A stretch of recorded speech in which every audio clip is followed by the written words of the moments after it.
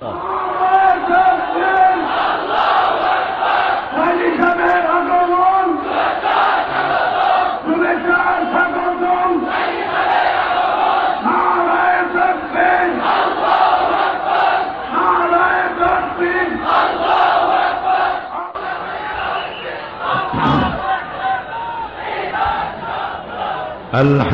لله نحمده ونستعينه ونستغفره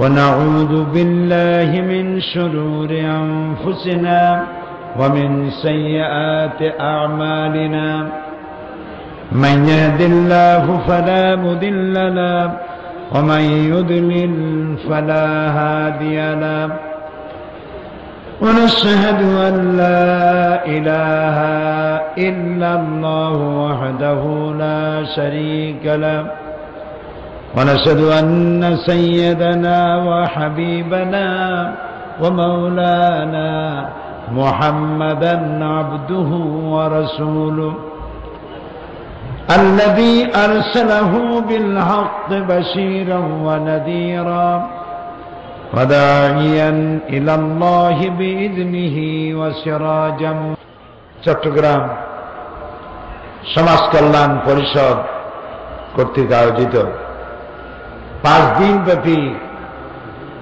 তাফসীরুল কোরআন মাহফিলের 27তম বৎসর এর উদযাপন উপলক্ষে আজকে এই চতুর্থ দিবসে সম্মানিত সভাপতি, বিশেষ অতিথি ফজিলতুল শেখ হযরতুল আল্লাম আদ-ডক্টর আব্দুর রশিদ সাহেব, ফজিলতুল উস্তাদ আহমদ ফৌজি ইব্রাহিম, ফজিলতুল শেখ হযরতুল আল্লাম মুফতি সঈদ আহমদ সাহেব, হযরত উলামায়ে কেরাম, উপস্থিত বাংলাদেশের বিভিন্ন এলাকা থেকে আগত, পার্শ্ববর্তী দেশ থেকে আগত সম্মানিত ভাইয়েরা, পর্দার আড়ালের মা এবং বোনেরা, সুপ্রিয় সাংবাদিক বৃন্দ, আসসালামু আলাইকুম ওয়া রাহমাতুল্লাহি ওয়া বারাকাতুহু। আমরা আল্লাহ সুবহানাহু ওয়া তাআলার দরবারে লাখো কোটি শুকর আদায় করি যে মহান আল্লাহ তাবারক ওয়া তাআলা আমাদেরকে কোরআনের মাহফিলে হাজির হওয়ার তৌফিক এনায়েত করেছেন। আমরা সকলে পড়ি আলহামদুলিল্লাহ। রব্বানা লাকাল হামদ হামদান কাসীরান তাইয়্যিবান মুবারাকান ফীহি ইয়া রাব্বি লাকাল হামদু কামা ইয়ানবাগি লিজালালি ওয়াজহিকা ওয়াজিমে সুলতানিকা। আমরা আমাদের মনিব, আমাদের রব, আমাদের খালেক, কুল কায়নাতের মালিক আল্লাহ সুবহানাহু ওয়া তাআলা শুকর আদায় করে নিলাম।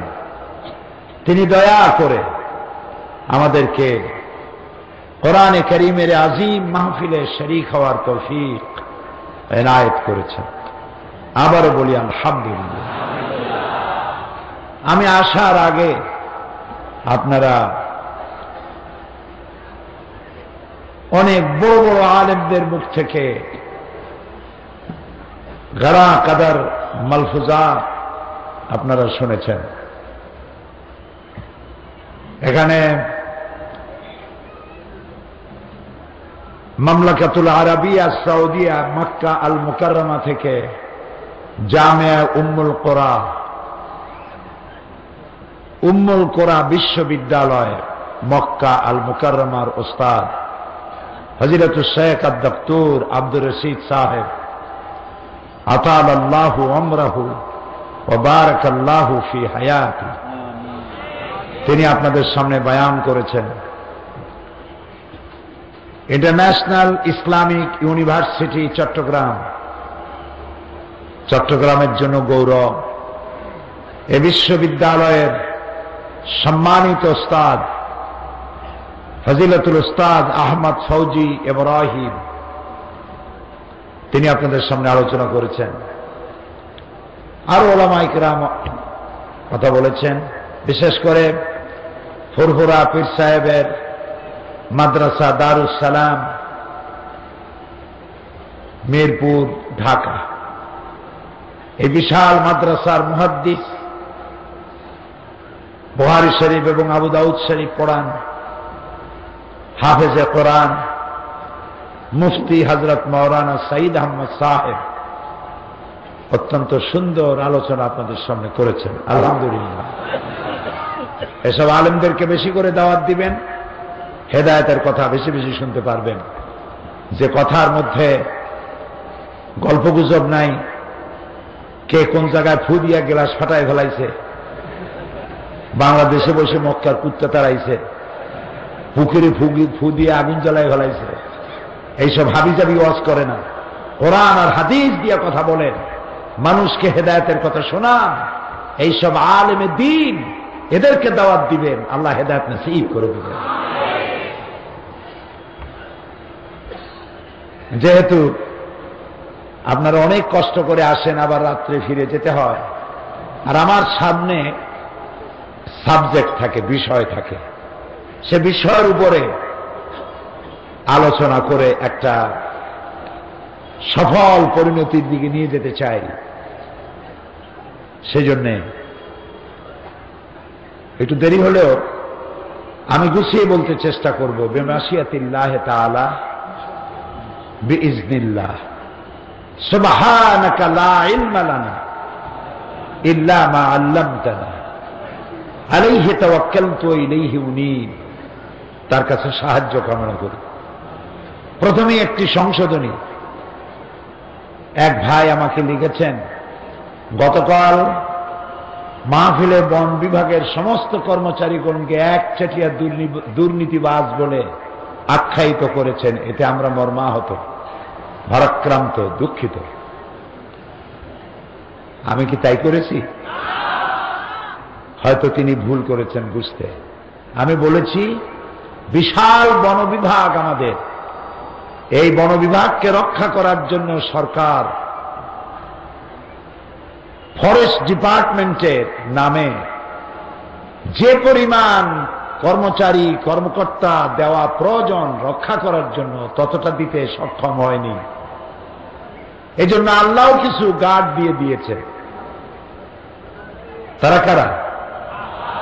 বা এখন মানুষের মধ্যে যারা চাকরি বাকরি করেন, বেতন কম পান বলে কিছু ডাইনাব্যাহত হয়, উল্টাপাল্টা করেন। কিন্তু পাইকারি দরে বন বিভাগের সমস্ত অফিসার কর্মচারী অসৎ, এ কথা বোধ হয় আমি বলি নেই, বলেছি নাকি? যিনি লিখেছেন তিনি কষ্ট পেয়েছেন, আপনার কষ্টের জন্য আমিও দুঃখ প্রকাশ করছি। আমি ওই অর্থে বলি নেই যে অর্থ আপনি মনে করেছেন। পুলিশ বিভাগকে ঘুষের জন্য দায়ী করা হয়। পাইকারি দরে সমস্ত পুলিশ ঘুষ খায়? মোটেই নয়। আমি এমন এসপির কথা জানি, আমার পিরোজপুরে ছিলেন। তিনি আমাকে বলেছেন, সরকার আমাকে যে বেতন দেয় এই বেতন দিয়ে আমার হয় না, হালাল ভাবে আমার সংসার চলে না। তাই আমি আমার বউয়ের বাপের দেওয়া স্বর্ণ বিক্রি করে মুরগির ফার্ম করেছি, সেই ডিমগুলি বিক্রি করে হালাল খাইতে চেষ্টা করি। পুলিশের মধ্যে এরকম ভালো পুলিশ আছে, একজন দুইজন না, হাজার হাজার আছে। সুতরাং আমার দেশে আমরা গরিব হতে পারি, কিন্তু আমাদের দেশের মানুষ অনেক অনেক ভালো, আলহামদুলিল্লাহ। কি বন বিভাগ, কি পুলিশ বিভাগ, কি র্যাব, কি আর্মি, কি বিডিআর, প্রত্যেকটি সেকশনে আমাদের অনেক ভালো ভালো মানুষ আছে, আলহামদুলিল্লাহ। এই ভালো মানুষগুলো আছে বলেই তো দেশ চলতেছে, নইলে তো পানির বৃষ্টি না, বাংলাদেশে পাথরের বৃষ্টি হওয়া দরকার ছিল। ভালো মানুষ আছে, কাজে তিনি ভুল বলছেন। আপনি দুঃখে পাওয়ার জন্য আমি নিজেও দুঃখিত। আশা করি কথা ভালোভাবে বুঝতে চেষ্টা করবেন, তাহলে ভুল বুঝবেন না। প্রিয় ভাই সব, কোন ভূমিকা ছাড়াই শুরু করা যাক। আলোচনা শুরু করেছিলাম সূরা আলে ইমরান, একটা আয়াতের একটি অংশ, পুরাটা না, সে অংশটুকুন আমি হারিয়ে গেছি, কোনো কেনারায় নিতে পারি নাই, পারবো না। সারা পৃথিবীর মানুষ যদি চেষ্টা করে পারবে না। আটলান্টিক মহাসাগর, প্রশান্ত মহাসাগর, চায়ের চামচ দিয়া কত পানি আছে এটা মাপা যেমন অসম্ভব, কোরআনে কারীমের পূর্ণ ব্যাখ্যা মানুষের সামনে তুলে ধরা এর থেকে অসম্ভব। এটি পুরাটা কিতাব, এর প্রত্যেকটি সূরা কিতাব, এর প্রত্যেকটি পারা কিতাব, এর প্রত্যেকটি আয়াত কিতাব, এর প্রত্যেকটি শব্দ কিতাব, এর প্রত্যেকটি অক্ষর এক একটা কিতাব। সুবহানাল্লাহ। এবং এই কিতাব দিয়েই আল্লাহ রাব্বুল আলামিন তার নবীর মাধ্যমে পৃথিবীতে শান্তি আর শান্তি প্রতিষ্ঠা করেছেন। আল্লাহ রাব্বুল আলামিন বলেন, আলিফ লাম রা কিতাবুন আনজালনাহু ইলাইকা লিতুখরিজান নাসা মিনাল যুলুমাতি ইলান নূর। আলিফ লাম রা কিতাবুন আনজালনাহু ইলাইকা, আমি আপনার উপর একখানা কিতাব অবতীর্ণ করেছি। এই কিতাব এই জন্য অবতীর্ণ করেছি যাতে করে আপনি মানব গোষ্ঠীকে অন্ধকারের ভেতর থেকে আলোর দিকে নিয়ে আসতে পারেন। এই জন্য কিতাব দিয়েছি। সুবহানাল্লাহ। নবী সক্ষম, সফল। নবী করিম সাল্লাল্লাহু আলাইহি ওয়াসাল্লামের মতো সফল নবী পৃথিবীতে আর আসে। যে আয়াত থেকে শুরু করেছিলাম সেটি আপনাদের সামনে আবার পেশ করি। আল্লাহ রাব্বুল আলামিন বলছেন, ইন্নাদ-দীনা ইনদাল্লাহিল ইসলাম ওয়া মা ইখতালাফাল্লাযীনা উতুল কিতাবা إلا من بعد ما جاءهم العلم بغيا بينهم ومن يكفر بآيات الله فإن الله سريع الحساب إن الدين عند الله الإسلام। আল্লাহর কাছে মনোনীত, একমাত্র মনোনীত, পছন্দনীয়, মানুষের জন্য গ্রহণযোগ্য যে জীবন ব্যবস্থা, সেই ব্যবস্থার নাম কি? আরো জোরে বলুন। এই ইসলাম মানুষকে দিয়েছে সব সমস্যার সমাধান।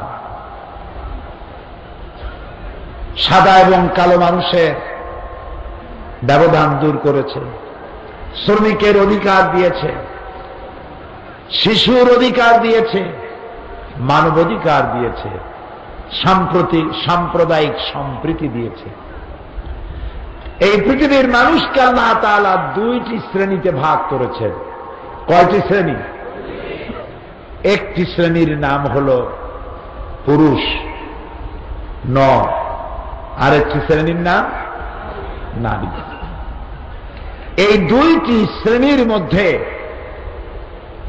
বিভাজন সৃষ্টি করার জন্য আবহমান কাল থেকে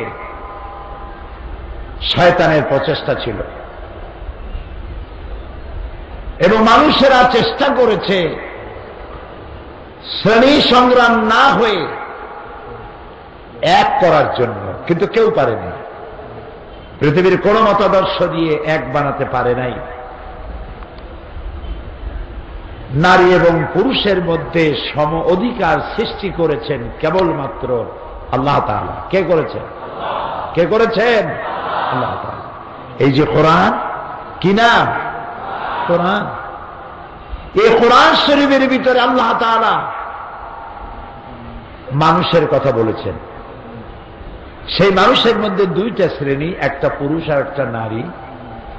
মানুষের নামে ইন জেনারেল একটা সূরা নাজিল হয়েছে। সূরাটির নাম কি? আন-নাস। সূরাটি অনেক বড় না, ছোট্ট। এই মানুষের আরেকটা শ্রেণী হচ্ছে নারী। আরবিতে বলা হয় কি? এই সূরাটা ছোট না বড়? অনেক বড়। পুরুষের নামেও সূরা আছে, মহিলাদের নামেও সূরা আছে। এক শ্রেণীর তথাকথিত বুদ্ধিজীবী,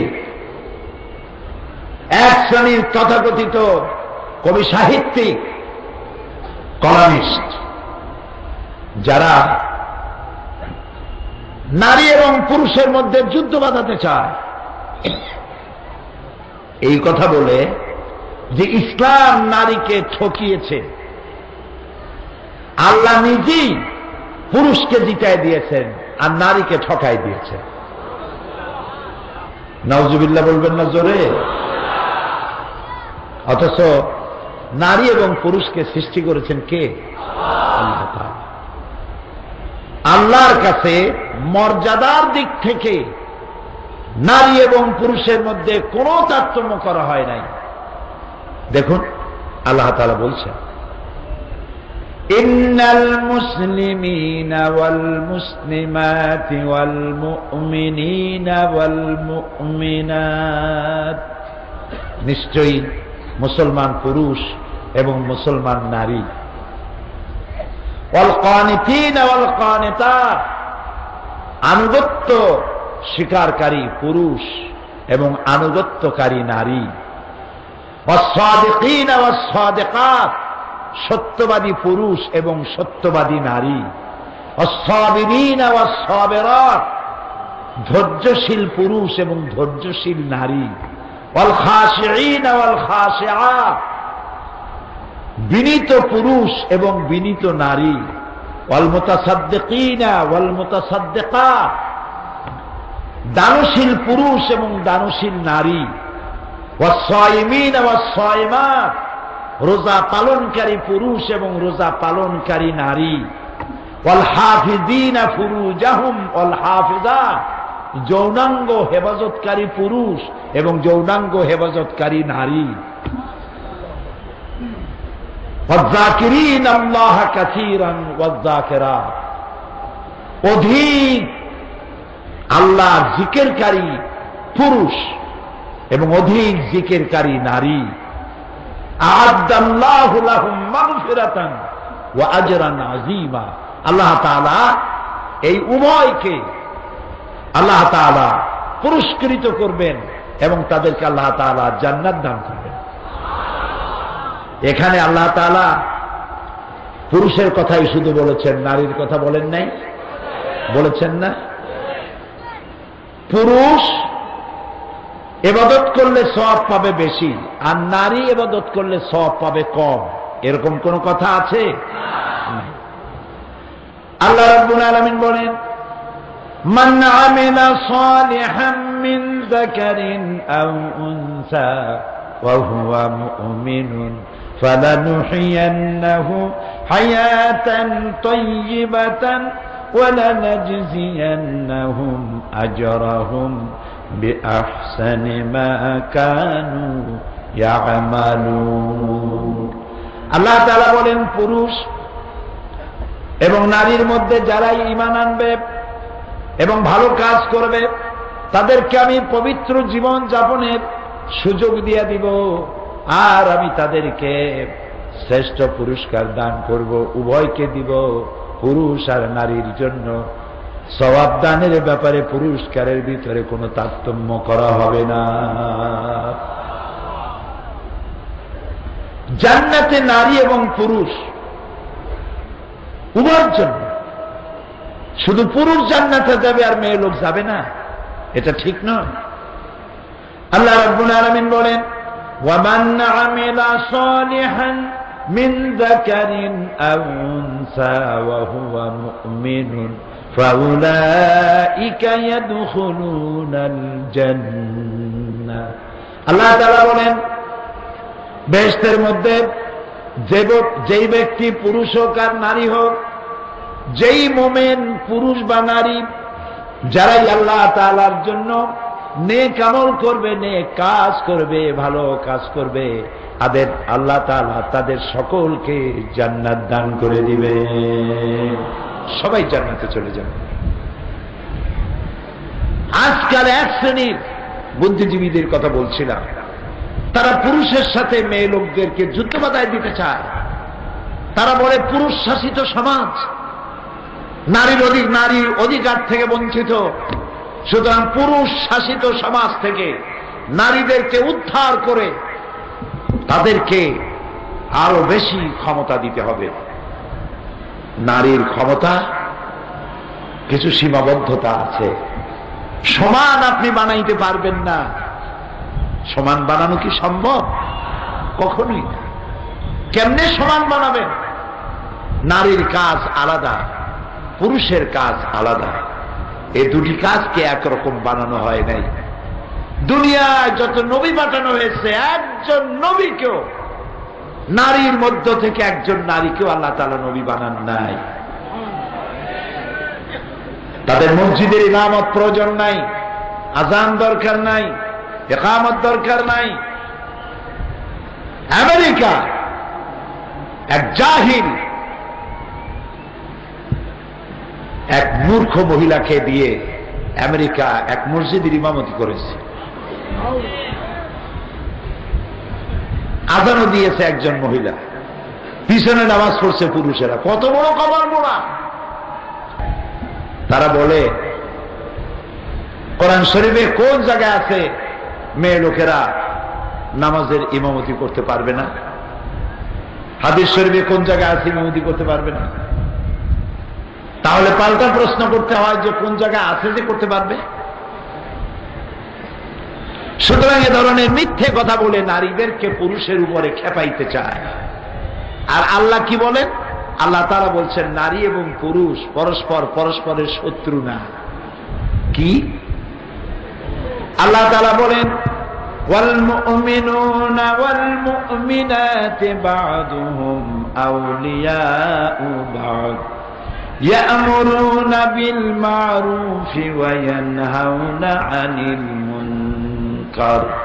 মুমিন পুরুষ আর মুমিন নারী উভয়ের জন্য বন্ধু স্বরূপ। তারা পরস্পরকে ভালো কাজের আদেশ দেয় আর অন্যায় কাজ থেকে তাদেরকে ফিরায় রাখে। নামাজ প্রতিষ্ঠা করে, যাকাত আদায় করে এবং আল্লাহ এবং রাসূলের আনুগত্য করে। এই ধরনের কাজ যারা করে, আল্লাহ তাআলা বলেন আমি অবশ্যই তাদেরকে কিয়ামতে পুরস্কৃত করব। সুতরাং নারী এবং পুরুষের মধ্যে ইসলাম কোন তারতম্য করে নাই, বরং মেয়েদের যে মর্যাদা আল্লাহ তাআলা দিয়েছেন কোরআন শরীফে, হাদিস শরীফে, আপনি চিন্তা করে কুল পাবেন। মেয়েদের কত মর্যাদা আমাদের সমাজের লোকেরা জানে না। বরং বারবার যদি কোন দম্পতির বারবার মেয়ে হয়, তাহলে সেই স্বামী শ্বশুর বাড়ি যাওয়া বন্ধ করে দেয়, পারলে অনশন ধর্মঘট করে, বউর সাথে কথা বলা বন্ধ করে দেয়।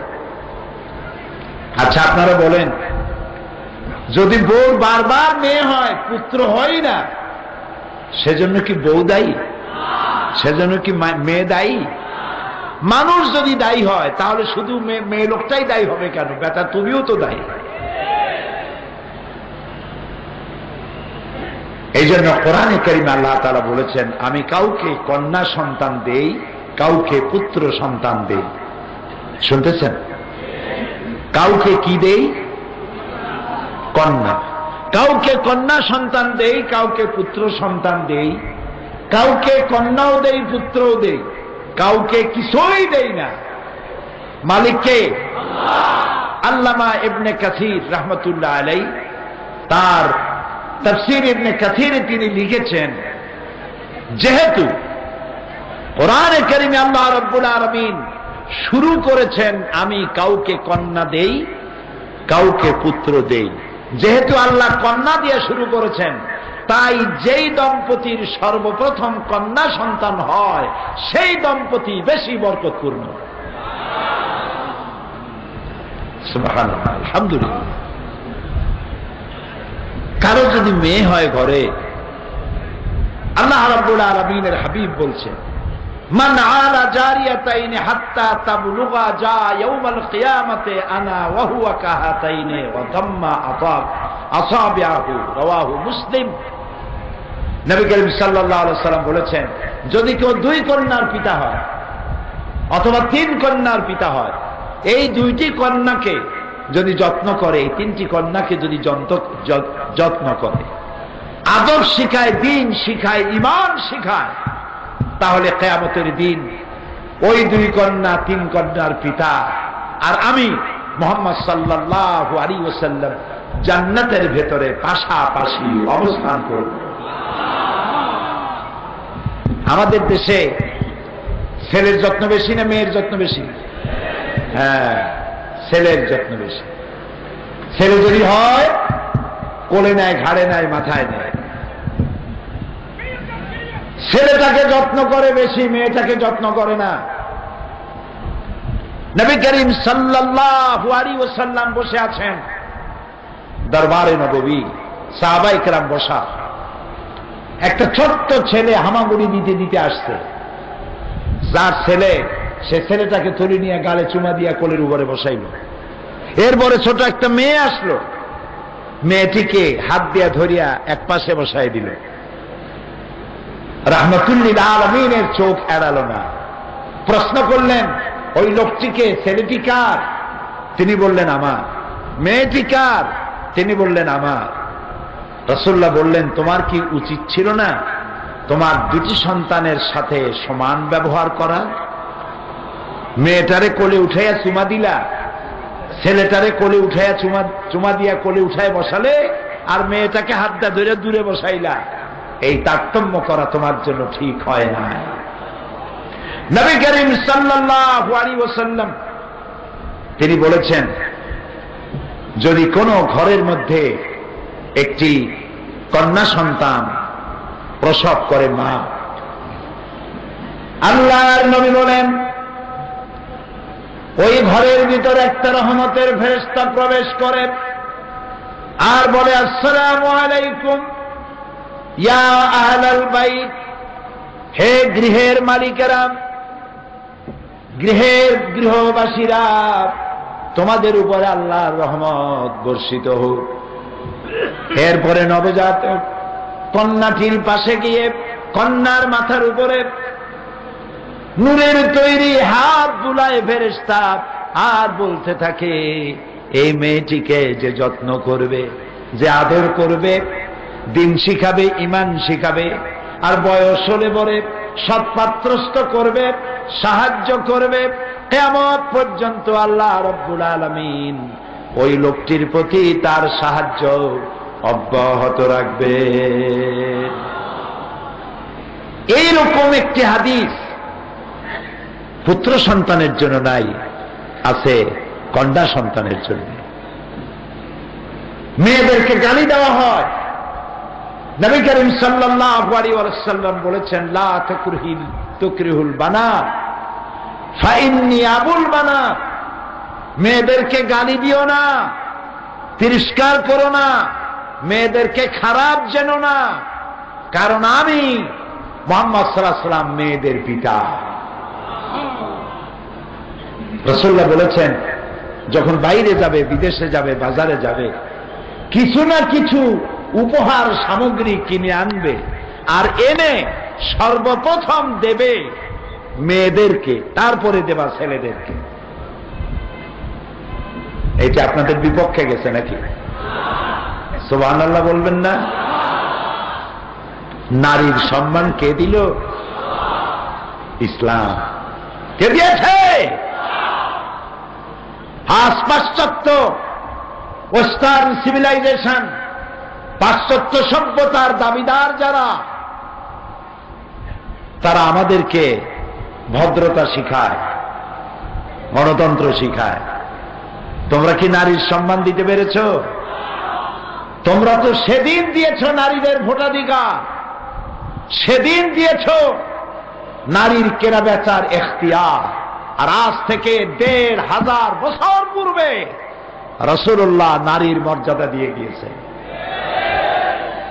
আল্লাহর নবী হয়ে মেয়ে লোকের নিজের স্ত্রীর পরামর্শ গ্রহণ করেছেন। সুবহানাল্লাহ বলো।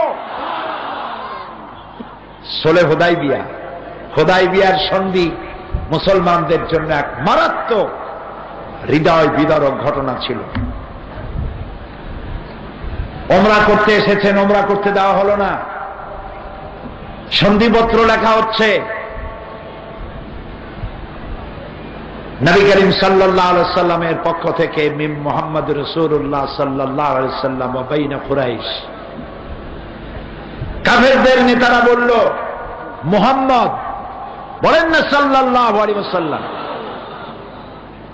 একটি মুহূর্ত যেন আপনাদের জন্য এমন না যায় যে আমার রাসূলের নাম শুনবেন আর দরুদ শরীফ পড়বেন না। এমনটি হবে? আল্লাহর নবী বলেছেন, আমার প্রতি একবার যদি কেউ দরুদ পড়ে, আল্লাহ রাব্বুল আলামিন তার আমল নামায় 10টা রহমত লিখে দিবেন। কাফেরদের নেতা বলল, মুহাম্মদ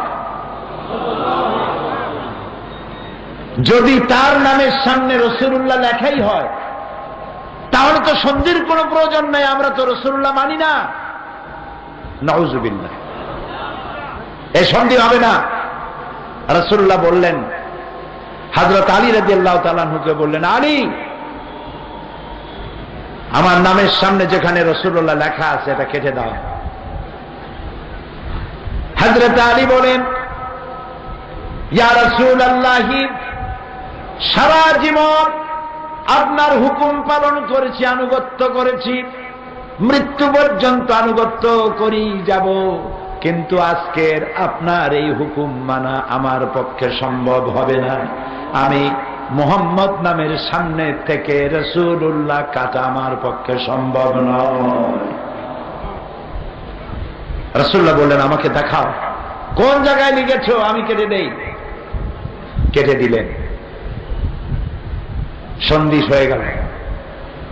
নবী করিম সাল্লাল্লাহু আলাইহি ওয়াসাল্লাম এখন মদিনায় ফিরে যাবেন, ওমরা করতে পারবেন না। সাহাবায়ে কেরাম কাঁদতেছেন। নবী করিম সাল্লাল্লাহু আলাইহি ওয়াসাল্লাম বললেন, তোমরা সবাই কোরবানি করো, সাথে যে কোরবানির জন্তু আছে এগুলিকে জবাহ করো, মাথার চুল কামাও এবং ইহরাম খুলে ফেলো। একজন সাহাবী রাসূলুল্লাহর হুকুম মানলেন না, সব বসে আছে। নবী করিম সাল্লাল্লাহু আলাইহি ওয়াসাল্লামের নবুয়তের জীবনে এরকম সংকট, আভ্যন্তরীণ সংকট আর কখনো হয় না। রাসূলুল্লাহ ঘরের মধ্যে তাঁবুতে প্রবেশ করলেন, মুখ মলিন।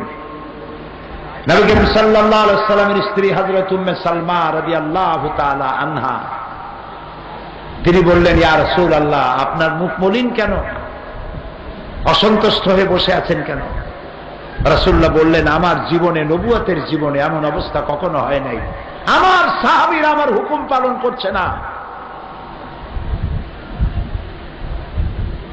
হযরত উম্মে সালমা রাদিয়াল্লাহু তাআলা আনহা বললেন, ইয়া রাসূলুল্লাহ, সাহাবীদের বর্তমান অবস্থার উপরে আপনি অসন্তুষ্ট হবেন না। তাদের কলিজা, এই সন্ধিতে তাদের কলিজা চুর চুর হয়ে গিয়েছে।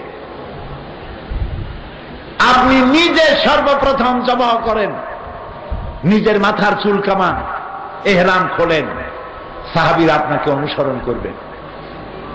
নবী করিম সাল্লাল্লাহু আলাইহি ওয়াসাল্লাম স্ত্রীর পরামর্শ নিলেন, জবাহ করলেন, চুল কামালেন, এহরাম খুললেন, সাহাবীরা সবাই রাসূলের অনুসরণ করলেন। সাহাবীরা মুখ মলিন করে মদিনার দিকে যাচ্ছেন। সকলের কাছে চিন্তা, আমরা বড় পরাজয় বরণ করে গেলাম। আল্লাহ রাব্বুল আলামিন সাহাবীদের মন কষ্ট আল্লাহর চাইতে কে বুঝবেন? সূরা ফাতাহ নাজিল হয়ে গেল, ইন্না ফাতাহনা লাকা ফাতাহাম মুবিনা। এটা কোন সন্ধি, পরাজয়ের সন্ধি নয়, এটা সুস্পষ্ট বিজয়। অপেক্ষা করো, ইসলামের রাজ তোরণ খুলে দেওয়া হবে।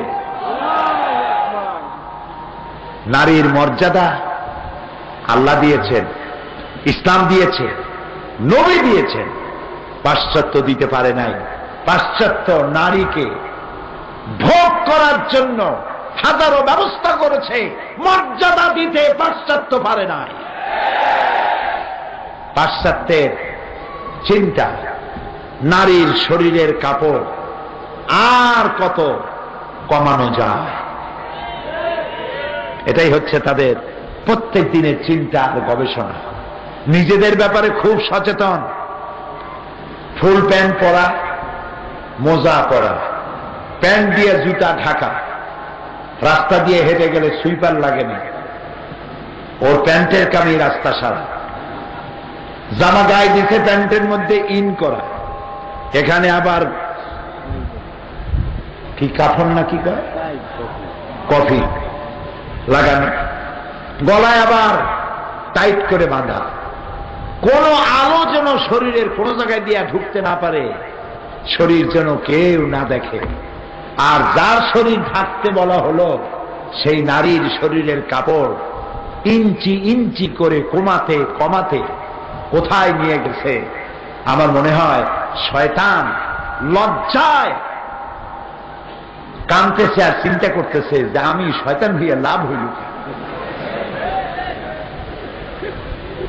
প্রিয় ভাই সব, আল্লাহ রাব্বুল আলামিন নারীকে মর্যাদা দিলেন, কন্যা হিসেবে মর্যাদা দিয়ে দিলেন, মর্যাদা দিলেন।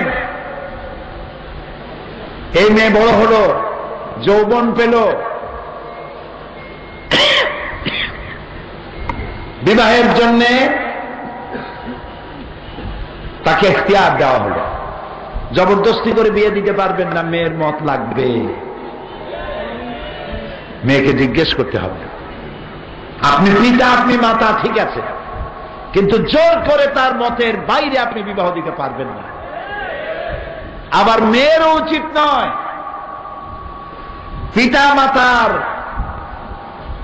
পিতা মাতাকে না জানাইয়া মোবাইল দিয়া SMS করে বিয়ে করা, এতেও কপাল পড়বে, এটাও কপাল পড়বে। তোমার বয়স কম, যার সাথে তোমার প্রেম হয়েছে, তোমার পিতামাতার মর্যাদার জুতার কাছেও সে হয়তো দাঁড়াইতে পারে না। তুমি বড় লোকের মেয়ে, তোমাকে বিয়ে করলে তোমার বাড়িটা দখল করতে পারবে, এই জন্য ভালোবাসার ঘড়িটা করে তোমাকে ফাঁদে ফেলে। তোমার বয়স ওই রকম হয় নাই যে তুমি এই ফাঁদ বুঝতে পারবে, সেই জন্য মা বাপ এড়িয়ে, মুরব্বি এড়িয়ে, কোর্ট ম্যারেজ যারা করেছে, লাভ ম্যারেজ যারাই করেছে, নুকসান হয়েছে, লাভ হয় নাই, নুকসান হয়েছে অধিকাংশ ক্ষেত্রে। তবে নবী করিম সাল্লাল্লাহু আলাইহি ওয়াসাল্লামের সুন্নাত হচ্ছে নারী এবং পুরুষ উভয়কে দেখে নেবে, এবং কুপুতে কুপুতে মিল হতে হবে। নারী উচ্চ শিক্ষিতা আর ছেলে মেট্রিক পাস করতে 7 বছর বাকি, ফার্স্ট ডিভিশনে ফেল করছে 3 বার।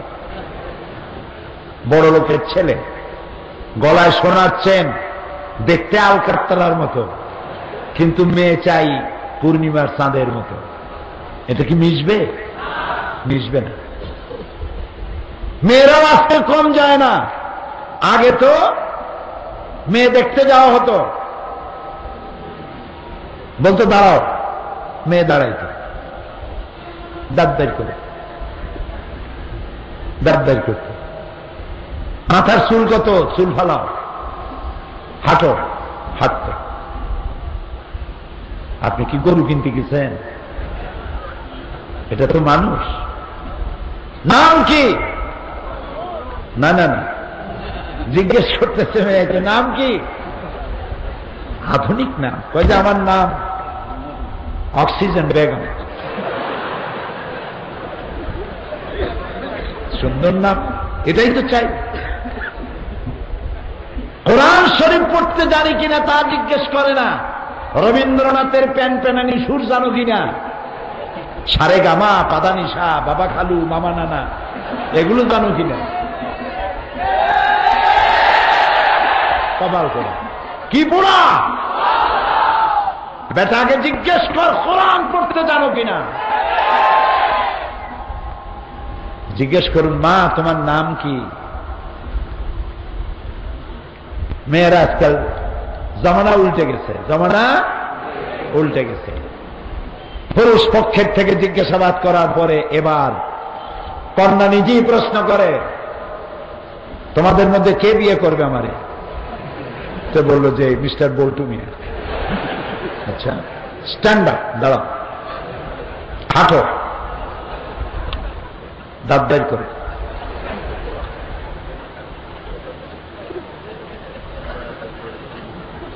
হাতে সিরিঞ্জ থেকে রক্ত নেবো, এইডস আছে কিনা দেখবো। যদি পছন্দ না হয় অ্যাবাউট টার্ন, বাড়ির দিকে ডবল মার, যা। সমান অধিকার। যদ্দূর পানিতে নামবেন অদ্দূর ভিজবেন। ইসলাম বলেছে উভয় উভয়কে দেখে নেবে, সুন্নাত, অধিকার সমান। কিন্তু ছেলে আর মেয়ে দুজন এক রুমের মধ্যে দেখা সাক্ষাৎ করবে না, সেখানে মুরব্বী কেউ থাকবে, তারপরে একে অপরকে দেখে নেবে। রাসূলুল্লাহ বলেছেন হতে পারে তোমার চোখে আল্লাহ তাকে ভালো লাগায় দিতে পারেন, এবং দোয়া করতে হবে প্রত্যেকটি অবিবাহিতা মেয়েকে যে আল্লাহ তাআলা একটা চরিত্রবান যুবক ছেলে আমার জন্য, একজন দিনদার ইমানদার স্বামী আমাকে দিও। আর অবিবাহিত যুবকদেরকে দোয়া করা উচিত, আল্লাহ একটা সালেহা, নেককারিনী, সতীত্ব, সতীসাধ্বী একটা ভালো মেয়েকে আমার স্ত্রী হিসেবে তুমি আমাকে দিও। কেননা দুনিয়া কুল্লুহা মাতাউ ওয়া খায়রুল মাতাউদ দুনিয়া ইমরাতু সালেহা। রাসূলুল্লাহ বলেছেন দুনিয়ার সব সম্পদ, এর মধ্যে শ্রেষ্ঠ সম্পদ হলো সতীসাধ্বী, নেককারিনী স্ত্রী। সুবহানাল্লাহ। নবী করিম সাল্লাল্লাহু আলাইহি ওয়াসাল্লাম তিনি বলেছেন যেইভাবে দেখা সাক্ষাৎ করে নিয়ে তারপর বিবাহ বন্ধনে আবদ্ধ হবে। এখন আল্লাহ বলছেন অমিন আয়াতিহি আন খালাকা লাকুম মিন আনফুসিকুম আজওয়াজান লিতাসকুনু ইলাইহা ওয়া জাআলা বাইনাকুম মাওয়াদ্দাতান ওয়া রাহমা।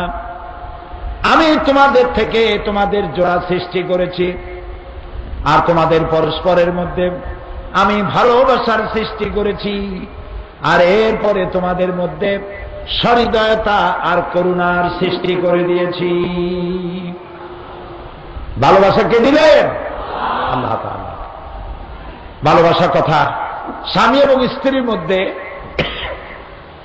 ভালোবাসা, এটা আল্লাহর নিয়ামত। এটা কি নিয়ামত?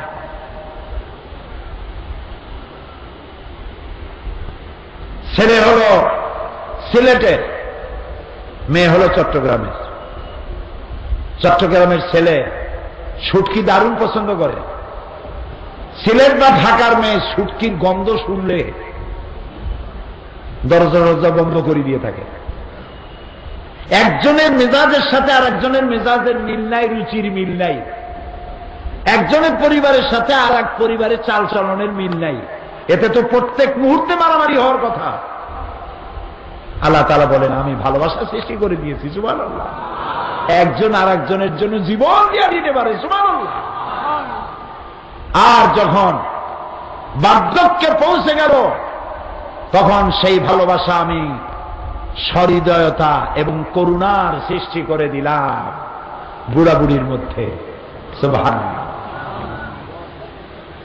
আল্লাহ রাব্বুল আলামিন বলেন তোমাদের মধ্যে তোমাদের অবস্থাটা হলো হুন্না লিবাসুন লাকুম ওয়া আনতুম লিবাসুন লাহুন্না, তোমরা পরস্পর পরস্পরের জন্য পোশাক স্বরূপ, পরিচ্ছদ স্বরূপ, একজন আরেকজনের পোশাকের মতো। পোশাকের কাজ কি? ঠান্ডা থেকে শরীরকে বাঁচানো, শরীরের আয়েবকে ঢেকে রাখা, দোষকে ঢেকে রাখা। স্বামী স্ত্রী পরস্পর পরস্পরের আয়েবগুলি, দোষগুলি ঢেকে রাখবে। জামা কাপড় যেমন শরীরের সাথে মিশে থাকে, স্বামী স্ত্রী পরস্পর ভালোবাসা দিয়ে পরস্পরের সাথে মিশে থাকবে, এটা আল্লাহ তাআলা চান। ওয়াশিরুহুন্না বিল মারুফ, আর সেই স্ত্রীদের সাথে সদ্ব্যবহার করো। কে বলছে? আল্লাহ তাআলা। দেখবেন যেই সংসারে স্বামী স্ত্রীর ভালোবাসা নাই, কাউকে না কাউকে স্যাক্রিফাইস করতে হবে। স্বামীর মেজাজ 100 ডিগ্রি, স্ত্রীর মেজাজ 1000 ডিগ্রি। এখানে তো প্রতি মুহূর্তে ফায়ার হবে, ঠিক কিনা?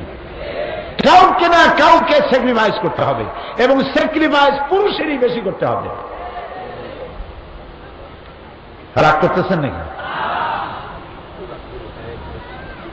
কারণ হচ্ছে নবী করিম সাল্লাল্লাহু আলাইহি সাল্লাম একবার উঠে চড়ে যাচ্ছিলেন, তো উঠে চড়ে যাওয়ার সময় উট চালকরা গান গায়, সেই গানের তালে তালে উট চলতে থাকে। রাসূলুল্লাহ বললেন উটের চালককে আস্তে চালাও, কারণ উটের পিঠের উপরে কাঁচ আছে। কাঁচ বোঝেন কি?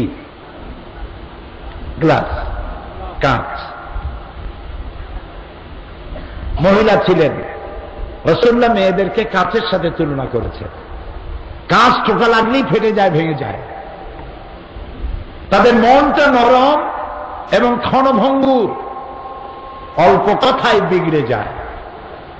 সারা জীবন ভালো শাড়ি দিচ্ছেন, একদিনের শাড়িটা খারাপ হয়ে গেছে, হয়তো বলেই ফেললো তোমার সাথে বিয়ে হওয়ার পর একটা ভালো শাড়ি আমি জীবনে পাইলাম না। অবশ্য চিটাগং এরকম বলে না। সারা জীবন মধুর সম্পর্ক, একদিন ঝগড়া লাগলো, বলেই ফেললো তোমার ঘরে এসে জাহান্নামের জীবন যাপন করলাম, একটু ভালোবাসা দিতে পারলা না, খালি ঝগড়া করো। ঝগড়া জাতি মাঝে মধ্যে একটু হওয়া খারাপ না। রাত দিন 24 ঘন্টা যদি পোলাও কোরমা খায় পেটে অসুখ হবে। মাঝে মধ্যে একটু মন খারাপ, একটু মান অভিমান হলে পরে, তারপরে যখন মিলমিশ হয়, সুবহানাল্লাহ, মধুর সম্পর্ক। হযরত আয়েশা রাদিয়াল্লাহু তাআলা আনহা, রাসূল আমার জীবনের, তার পারিবারিক জীবন, তার ব্যক্তি জীবন, পরিবারের জীবন, সমাজের জীবন, সবটা বিশ্ববাসীর আদর্শ। লাকাদ কানা লাকুম ফি রাসূলিল্লাহি উসওয়াতুন হাসানাহ। শয়তানেরা কার গায়ে আঘাত দিয়েছ? ডেনমার্ক। কার গায়ে আঘাত দিয়েছ? ইটালি, ফ্রান্স, বুলগেরিয়া, যুক্তরাষ্ট্র। কার গায়ে আঘাত দিয়েছ? তোমাদের মধ্যে মানবতা, সততা যদি কিছু থাকে, তা সবটা রাসূলুল্লাহর শিক্ষা, বাইরের থেকে কিছু আসে নাই।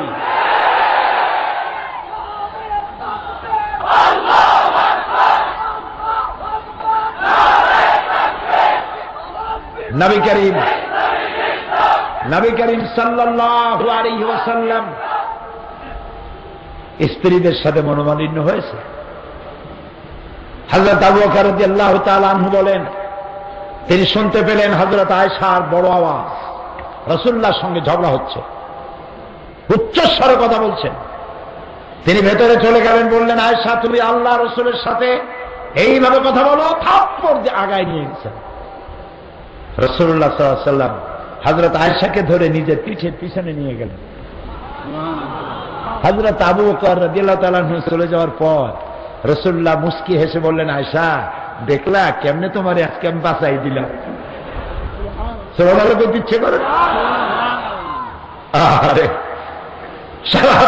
সারা পৃথিবীর মুসলমানেরা, গোটা বিশ্ব যদি তাদের কলিজা ছিঁড়ে রাসূলুল্লাহর কদম মোবারকে ছেড়ে দেয়, ঋণ শোধ হবে না। হযরত আয়েশার বয়স কত? 7 বছরে বিয়ে হলো। 9 বছরের সময় রাসূলের ঘরে আসলেন, ছোট ছোট পুতুল নিয়ে আসতেন। পুতুল খেলাও তখন তার যায় নাই, পুতুল নিয়ে খেলা করে। রাসূল তাকে কতটা ভালোবেসেছেন, যার কারণে সফরের হালতে মরুভূমির মধ্যে তাঁবু গাড়া, রাসূলুল্লাহ লটারি করেছেন, লটারিতে পড়লো অন্য এক স্ত্রীর তাঁবুতে তিনি আজ রাত কাটাবেন, আয়েশার তাঁবুতে নয়। হযরত আয়েশা রাদিয়াল্লাহু তাআলা আনহা তাঁবুর মধ্যে শুয়ে পাও দুটো তাঁবুর বাইরে দিয়েছেন, দুটো পা নাড়াচ্ছিলেন আর বলছিলেন, এই মরুভূমিতে কি কোনো বিষাক্ত বিচ্ছু বা সাপ নাই যে আমাকে দংশন করতে পারে? রাসূলুল্লাহর বিরহ সহ্য করার চাইতে, এ কষ্ট সহ্য করার চাইতে বিচ্ছুর দংশ বোধহয় অনেক ভালো। কতটা ভালোবাসা পেলে এই অবস্থার সৃষ্টি হয়। সুবহানাল্লাহ। নবী করিম সাল্লাল্লাহু আলাইহি ওয়াসাল্লাম তিনি বলেছেন, তোমাদের মধ্যে উত্তম তো সেই যে ব্যক্তি তার স্ত্রীদের কাছে উত্তম। আমি আমার স্ত্রীদের কাছে উত্তম ব্যক্তি। হযরত আবু সুফিয়ান রাসূলের শ্বশুর, উম্মে হাবিবা রাদিয়াল্লাহু তাআলা আনহা রাসূলের স্ত্রী, আমাদের মা। আবু সুফিয়ান তখন ইসলাম কবুল করেন নাই, মেয়ের ঘরে ঢুকেছেন, বসবেন। হযরত উম্মে হাবিবা বলছেন, আব্বা অপেক্ষা করুন। খাটের উপরে চাদরটা সরায় দিলেন, খালি খাটটা দিলেন, বসেন। পিতা বসলেন না, আহত হলেন, বললেন, মা তোমার ব্যবহার আমি আহত হলাম, একটা নতুন চাদর থাকলে তুমি আমারে দিতা, তা না দিয়া বিছানো চাদরটারে উল্টায় দিলা, আমি তো অপমান বোধ করছি। উম্মে হাবিবা উম্মুল মুমিনিন রাদিয়াল্লাহু তাআলা আনহা বললেন, আবু সুফিয়ান আপনি অবশ্যই আমার সম্মানিত পিতা, কিন্তু আল্লাহর হাবিব বিশ্বনবী রাসূলুল্লাহ যে বিছানার উপরে বসেন, সেই বিছানা আমি একটা কাফেরকে বসতে দিতে পারি না। সুবহানাল্লাহ।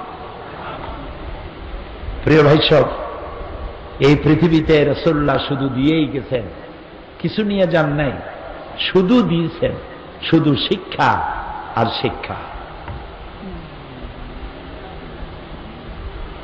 নারী স্বামী স্ত্রীর মর্যাদার কথা বলা হয়েছে। প্রিয় ভাই সব, সংসার সুখের যদি বানাতে চান, কিছুটা স্যাক্রিফাইস করতে হবে। রাসূলুল্লাহ বলেছেন, মেয়ে লোকেরা বাঁকা হাড়ের তৈরি। কি হাড়? বেশি সোজা করতে চাইও না, ভেঙে যাবে। তার অর্থ কি বোঝেন? অর্থ দাম্পত্য জীবনের 12টা বাজে যাবে। বেশি সোজা করতে যাইও না। নারীদের উপরে সহনশীল হও, তাদের মর্যাদা দাও, তাদেরকে সম্মান দাও। রাসূলুল্লাহ সম্মান দিতে বলেছেন, আলহামদুলিল্লাহ। প্রিয় ভাই সব, নবী করিম সাল্লাল্লাহু আলাইহি ওয়াসাল্লাম এই ইসলাম নারীকে দিয়েছে অর্থনৈতিক অধিকার। বিবাহের সময় তাকে মহারানা দিতে হবে। আল্লাহ তাআলা কোরআনে কারিমে বলেছেন, ফাতুহুন্না উজুরাহুন্না ফারিরা, মহারানার টাকা আদায় করতে হবে ফরজ রূপী দায়িত্ব হিসাবে। মহারানা আদায় করা কি সুন্নত না নফল? জোরে বলে।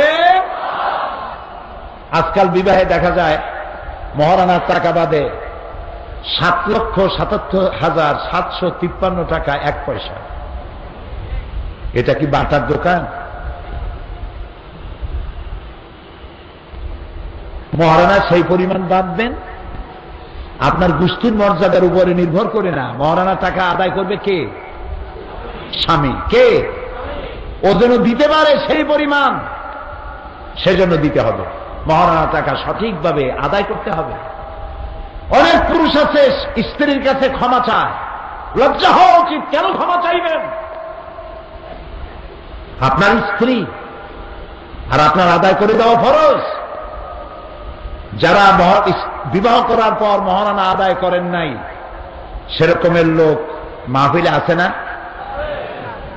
আদায় করার একটা সহজ বুদ্ধি বলে দেব কি? যারা দেন নাই, শাস্ত্রীর কথাটা আগে শোনেন। স্ত্রী যদি মাপ না করে ইচ্ছায়, আর আপনি যদি আদায় না করেন, আদায় করার ক্ষমতা থাকা সত্ত্বে স্ত্রীও মাপ করে নাই, আপনি ইচ্ছে করে দেন নাই, কিয়ামতের ময়দানে এ ধরনের স্বামীকে জিনাকারের কাতারে দাঁড়াতে হবে। নাউযুবিল্লাহ। আল্লাহর ফরজ হুকুমকে আপনি ভঙ্গ করেছেন, নষ্ট করেছেন। আদায় করার রাস্তা কি? আজকে রাত্রে যারা মহারানা দেন নাই, আজকের রাত্রে গিয়ে বলবেন, প্রিয়তমা, প্রাণের স্ত্রী, তোমার সাথে আমার বিবাহ হয়েছে, এত টাকা মহারানায় আমি দিতে পারি নাই, আমি আজকে ওয়াদা করে এসেছি সব টাকা তোমার দেব, তবে এককালীন দেওয়ার ক্ষমতা আমারে নাই। তুমি আমারে একটু সুযোগ দাও, প্রতি মাসে 200, 500, 1000 যেটা আপনি সইতে পারেন। বলবেন এইভাবে করে আমি তোমার পুরা টাকা শোধ করে দেব। এভাবে দিতে দিতে আদায় করার আগে যদি আপনি মরেও যান, দেওয়ার নিয়ত ছিল বলে আল্লাহ রাব্বুল আলামিনের দায়িত্ব থেকে আপনাকে মুক্ত করে দেবে। সুতরাং মহারানার টাকা আপনাকে দিতেই হবে। এমনকি স্ত্রীকে যদি আপনি পাহাড় সমতুল্য সম্পদ দেন, তার থেকে কণা মাত্র ফেরত নিতে আল্লাহ নিষেধ করেছেন।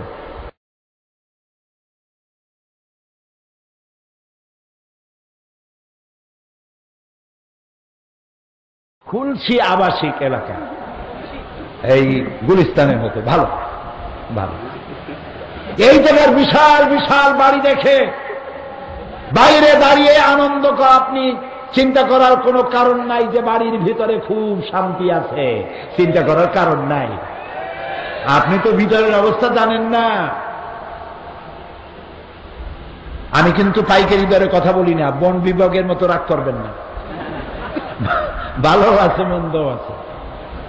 কোন কোন বাড়ি এমন আছে শত সহস্র কোটি টাকার মালিক, কিন্তু ইনকাম করেছে হারাম। রাস্তাঘাট, কল কারখানা, ব্রিজ বানাইছে, 1 বছর যেতে না যেতে ব্রিজের কাম শেষ, রাস্তার কাম শেষ। হারাম খাও, হারাম ইনকাম করেছে, বউ হয়েছে, বাচ্চা হয়েছে, বউ তো কথা শোনে না। হারাম খাইছেন, বাড়িতে তো শান্তি থাকবে না। শান্তি তো হালালে, শান্তি কোথায়? জোরে বলে, হারাম, শান্তি নেই। বউ তো কথা শোনে না। স্বামী বেচারা কত ব্যবসা, টাকা কত নিজেও গুনে কুলাইতে পারে না। তারপরে সারাদিন বহু কষ্ট করে কাজকাম করিয়া যখন বাড়িতে ফিরেছে, স্ত্রীর একটু আদর পাবে, সোহাগ পাবে, মুস্কি হাসি পাবে, এসেই দেখলো স্ত্রী ফিটফাট হইয়া রূপচর্চা করে হাতে ভ্যানিটি ব্যাগ নিয়ে স্বামী যে ঢুকছে, ড্যামকে তাকাইল না। স্বামী বেচারা ভিক্ষুকের মতো জিজ্ঞেস করলো, তুমি যাও তো? কয়ে, আই এম ভেরি বিজি। আমি তো অনেক কষ্ট করে এসেছি, একটু থাকো না, একটুখানি থাকো। কয়ে, এক্সট্রিমলি সরি। স্বামীটারে ভালাই ফিয়া চলে গেল। বাড়িতে মেয়ে নাই, বয়ফ্রেন্ড নিয়ে চলে গেছে। ছেলে একটা গুন্ডা, নাম তার ডবলু। এত বড় আঙ্গুলের মতো মোটা সোনার চেন গলায় ঝোলানো, উল্লুকের মতো চুল, ভাল্লুকের মতো নখ।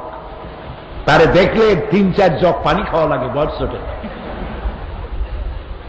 বেচারা করবে কি? কাজের মেয়ে লোকে তৈরি করা রান্না খাইল, বউ নাই কাছে। আহারে, এতিম, বিশাল বড় লোক এতিম। মিসকিন, ফকির। এরপরে কত রাত্রে বেগম সাহেবে ফিরবে আল্লাহ জানে। এতগুলা ঘুমের ট্যাবলেট খাইছে, ঘুম আসে না। কেমনে ঘুম আসবে? একটা চিন্তা কোন ফাঁক দিয়ে গুলিয়ে এসে বুকটারে ঝাঁঝরা করে, আর এক চিন্তা বউ কোথায়, আর এক চিন্তা মেয়ে গেল কোন, আর এক চিন্তা ছেলে কোন ব্যাংক ডাকাতি করতে গিয়ে ধরা পড়ে আল্লাহ জানে। এই হলো বড় বড় দালানের চিত্র। এবার চলুন পাহাড়তলি বস্তি এরিয়ায়, যেখানে রিক্সাওয়ালারা থাকে, আড়াই মনের বস্তা টানে ভ্যানওয়ালা, গরিব ফকির সারাদিন রিক্সা চালাইছে, আড়াই মনের বস্তা টেনেছে। ওর চাইতে হালাল পয়সা কার আছে? এই হালাল পয়সা দিয়া পোলার চাল, বাসমতি চাল কিনতে পারে নাই, দিনাজপুরের কাটারি ভোগ কিনতে পারে নাই। মোটা মোটা চাউল, গন্ধ আসে। খেসারির ডাল আছে না চট্টগ্রামে? এ দিয়ে কোন রকম করে একটু ভাত আর ডাল আর কচু শাক রান্না করেছে বউ। কাছে গিয়ে বসছে, ঘরমুক্ত শরীর, স্ত্রী খাবার তুলে দিচ্ছে, ডাল, পচা মাছের তরকারি। বলে আরেকটু খাও, খুব কষ্ট করছো, আরেকটু খাও। ঘরে ফ্যান নাই, আঁচল দিয়ে কপাল মুছে দিচ্ছে, আঁচল দিয়ে বাতাস দিচ্ছে। খাওয়ার পরে ওর ফোম নাই, স্প্রিং এর গদি নাই, সালার চট বিছানো, বালিশ একটা এত শক্ত মনে হয় ইটের উপরে কাপড় দিয়ে বেছানো। এরকম একটা বালিশের উপরে মাথাটা দিয়া সারাদিনের পরিশ্রান্ত ক্লান্ত হালাল রুজি খেয়ে শীত হয়ে শুয়ে গেছে। রিল্যাক্সিন, সিডাক্সিন কোন ওষুধ খাওয়া লাগে না। শোয়ার সাথে সাথে ঘুম, ঘুমের সাথে সাথে গর্জন, নাকের এমন গর্জন ট্রাকের ইঞ্জিনের আওয়াজ ফেল। শান্তি হারামে নাই, হালালে শান্তি। সেই জন্য এই শান্তি বিরাজমান হবে, হয় স্ত্রীকে স্যাক্রিফাইস করতে হবে, না হয় স্বামীকে স্যাক্রিফাইস করতে হবে। স্যাক্রিফাইস যদি না থাকে তাহলে আপনার বাড়িটা হবে জাহান্নাম। এ বাড়িতে শান্তি নাই, জাহান্নাম। সেই জন্য আল্লাহ রাব্বুল আলামিনের হাবিব তিনি বলেছেন, কোন ব্যাপারে যদি স্ত্রীর উপরে কখনো মন খারাপ হয়, আল্লাহ তাআলা বলছেন ওয়ালা তানসাউল ফাদলা বাইনাকুম, তোমাদের মধ্যে পারস্পরিক মনোমালিন্য হলে পরে এই স্ত্রীর শুধু একটা ব্যাপারই তোমার কাছে খারাপ লাগে, কিন্তু আরো অনেক ভালো ভালো জিনিস আছে, সেইগুলির দিকে লক্ষ্য করে আজকের অপরাধটা মাফ করে দাও। চূড়ান্ত পর্যায়ে যাইও না, হার্ড লাইনে যাইও না। আল্লাহ তাআলা চান স্বামী স্ত্রীর মধ্যে ভালোবাসা পয়দা হোক। আলহামদুলিল্লাহ বলে। আপনার স্ত্রী হচ্ছেন সেই পাহারাদার, শুনতেছেন? আপনি যেই রাস্তা দিয়ে জাহান্নামে যাবেন সেই সব রাস্তায় আপনার স্ত্রী আপনার পাহারাদার হয়ে দাঁড়ায় আছে।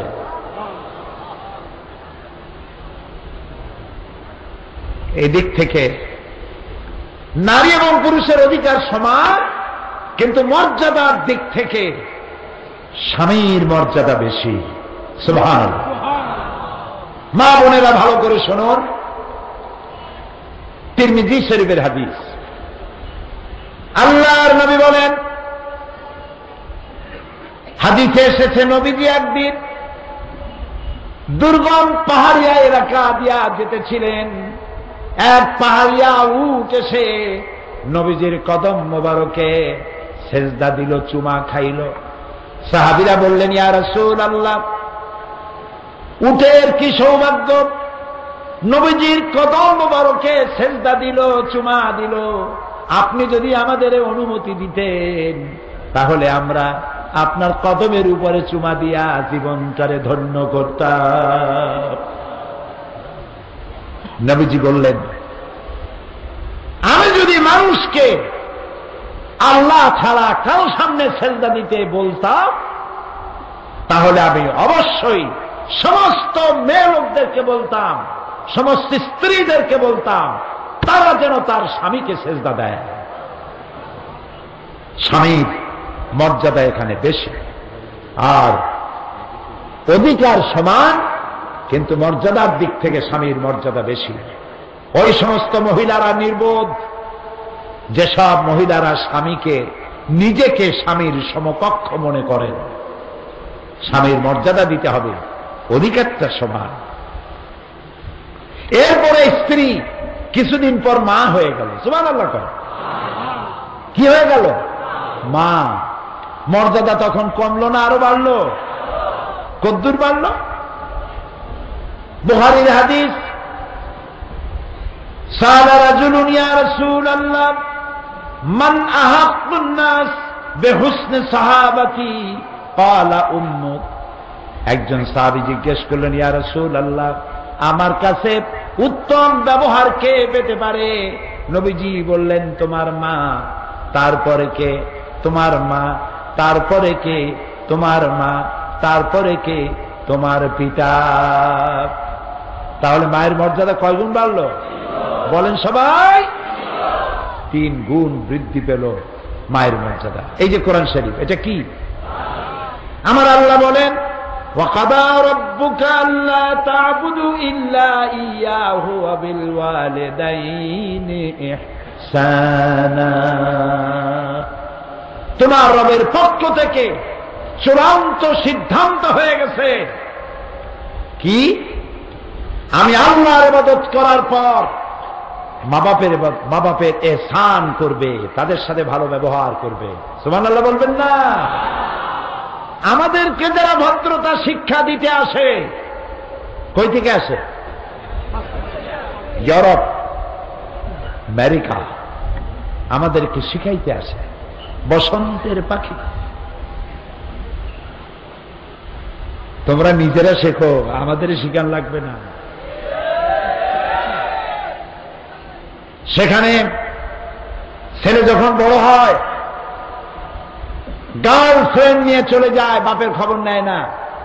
মেয়ে যখন বড় হয়, বয়ফ্রেন্ড নিয়ে চলে যায়, মা বাপের খবর রাখে না। মা বাপ বুড়ো হয়ে গেল, সরকার সেখানে তাদের জন্য করেছে ওল্ড পিপল সেন্টার। আমি নাম থুইছি বুড়া বুড়ির এতিমখানা। এই বুড়া বুড়িরা ওইখানে পড়ে থাকে। 25শে ডিসেম্বর তার ছেলে মেয়ের একটা কার্ড পাঠায়, বড়দিনের কার্ড। মার বাবা ওই কার্ড নিয়ে বন্ধুদের দেখায়, আমার ছেলে আমাকে স্মরণ করেছে। আরে বাবা, তোমরা আমাদের শিখা।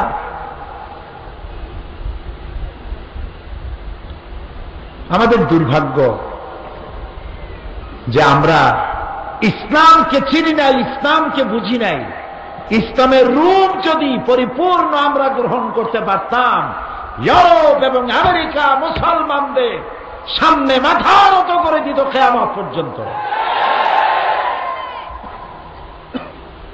আমরা না ইসলামকে বুঝেছি সঠিকভাবে, না আমল করতে পেরেছি সঠিকভাবে। আল্লাহ তাআলা বলছেন, মা বাপ একে সম্মান করো।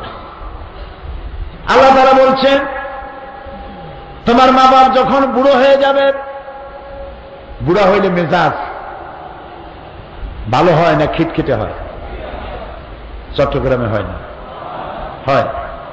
বুড়া হইলে মেজাজ যায় খিটখিটে হয়ে, ভালোটাও ভালো হিসেবে নিতে পারে না। আর মানসিক দিক থেকে একটু অসুবিধা হয় কি? রোজগার করতে পারে না, কামাই করতে পারে না আগের মতো, টাকা পয়সা নাই। পুত্রবধূর কাছে, ছেলের কাছে, স্ত্রীর কাছে আগের মতো মর্যাদা থাকে না। তাই স্বাভাবিকভাবেই মেজাজ একটু খিটখিটে হয়। আল্লাহ রাব্বুল আলামিন বলেন, তোমাদের মাতা পিতা 2 জন অথবা 1 জন, যাকে তুমি তোমার জীবন দশায় পাও, খবরদার এদের সাথে দুর্ব্যবহার করবে না। ওয়াকুল্লাহুমা কাওলান কারীমা, সম্মান সূচক কথাবার্তা বলো, অভদ্র আচরণ করো না। যেমন করবা তেমন পাবা। তুমি যদি তোমার মা বাবার সাথে খারাপ ব্যবহার করো, তোমার সন্তানের কাছ থেকে ওই বেয়াদবি তোমার পাওনা হবে। এরপরে আল্লাহ রাব্বুল আলামিন বলেন, তোমার মা বাপের জন্য আমার কাছে দোয়া করো। কে দোয়া শিখাইতেছেন? রব্বিরহামহুমা কামা রাব্বায়ানি সাগীরা। পড়েন সবাই, রব্বিরহামহুমা কামা রাব্বায়ানি সাগীরা। হায় আল্লাহ তাআলা, আমার মা বাপ আমার অসহায়ের সময় আমাকে যেমন দয়া করেছে, লালন পালন করেছে, আমার মা বাপের এই দুঃসময় তুমি তাকে রহমতের কোলে লালন পালন করো। মনে থাকবে এই দোয়া? মনে থাকবে? এই চট্টগ্রামের মহানগর জামাত ইসলামীর প্রাক্তন আমি, এখন জামাত ইসলামীর অ্যাসিস্ট্যান্ট সেক্রেটারি জেনারেল অধ্যক্ষ মাওলানা আবু তাহের, আমি চেয়ারে এসে যখন বসছি, আমার কানে কানে এসে বললেন, আমার মা একদম বার্ধক্যে পৌঁছে গেছে, চলতে পারেন না। আজকের এই মোনাজাতে ওয়াজে শরীক হওয়ার জন্য একটা গাড়িতে করে তাকে এনে শোয়ায় রাখা হয়েছে, ওয়াজ শোনাবার জন্য এবং দোয়া করার জন্য। এই যে মায়ের প্রতি দরদ, মায়ের প্রতি মহব্বত, মা, সুবহানাল্লাহ। আমরা দোয়া করি আল্লাহ তাআলা তার মাকে হায়াতে তাইয়্যিবা সেহাতে কুল্লিয়া দেয়। আমাদের মা যাদের বেঁচে আছে, আল্লাহ তাদেরকে সুস্থ রাখো, ভালো রাখো। বিছানার উপরে ফালাইয়া, প্যারালাইসিস করাইয়া, পরনির্ভর করাইয়া মারবা না, সুস্থতার সাথে ঈমানের সাথে জান্নাতে উঠায় না। মা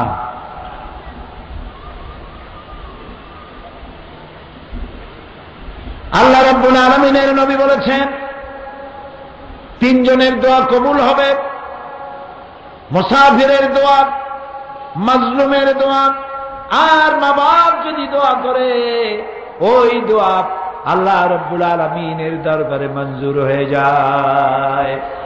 বন্দুকের গুলি ছুড়লে টার্গেটে পৌঁছতে যত না দেরি, তার থেকে দ্রুত গতিতে মা বাপের দোয়া আল্লাহর আরশে পৌঁছে যায়। সম্মান করো। আহারে কি কষ্টটা করছে, ছেলেরা ভুলে যায়। অফিস থেকে, ব্যবসা থেকে ফিরে এসে দেখে বোর মুখ মলিন। তোমার মুখ কালো কেন? তোমার মা আমাকে গালি দিছে। ব্যাস, মায়ের সাথে কথা বন্ধ হয়ে গেল। এটা কি ভালো কাজ হয়েছে? ভালো কাজ হয়নি। স্ত্রীর কথা মতো মায়ের সাথে খারাপ আচরণ করো না। মায়ের হক তো তুমি আদায় করতে পারবে না। তোমাকে ডেলিভারি করতে গিয়ে মা যে কষ্ট করেছে, কিয়ামত পর্যন্ত সেই কষ্টের ঋণ তুমি শোধ করতে পারবে না। এমনকি সন্তান যদি তার বুকের চামড়া দিয়ে মায়ের পায়ের এক জোড়া জুতা তৈরি করে দেয়, এক ফোঁটা দুধের হক আদায় হবে না। ইসলাম মানুষকে এই শিক্ষা দিয়েছে। এরপরে নারীকে বলেছে পর্দায় থাকার জন্য। নারীকে কোথায় থাকতে বলা হয়েছে? পর্দা। পর্দা করো। ওয়াকারনা ফি বুয়ুতিকুন্না, ঘরের ভিতরে থাকো। ওয়ালা তাবাররাজনা তাবাররুজাল জাহিলিয়াতিল উলা, জাহিলিয়াতের যুগের মতো করে তোমরা সাজ সজ্জা করে পরপুরুষের সামনে বেরিয়েও না, তোমরা পর্দা করো। ওয়াহফাজনা ফুরুজাহুন্না, এবং তোমাদের যৌনাঙ্গগুলি, তোমাদের শরীরটাকে শালীনভাবে, মার্জিতভাবে ঢেকে ঢুকে তারপরে তোমরা চলাফেরা করো।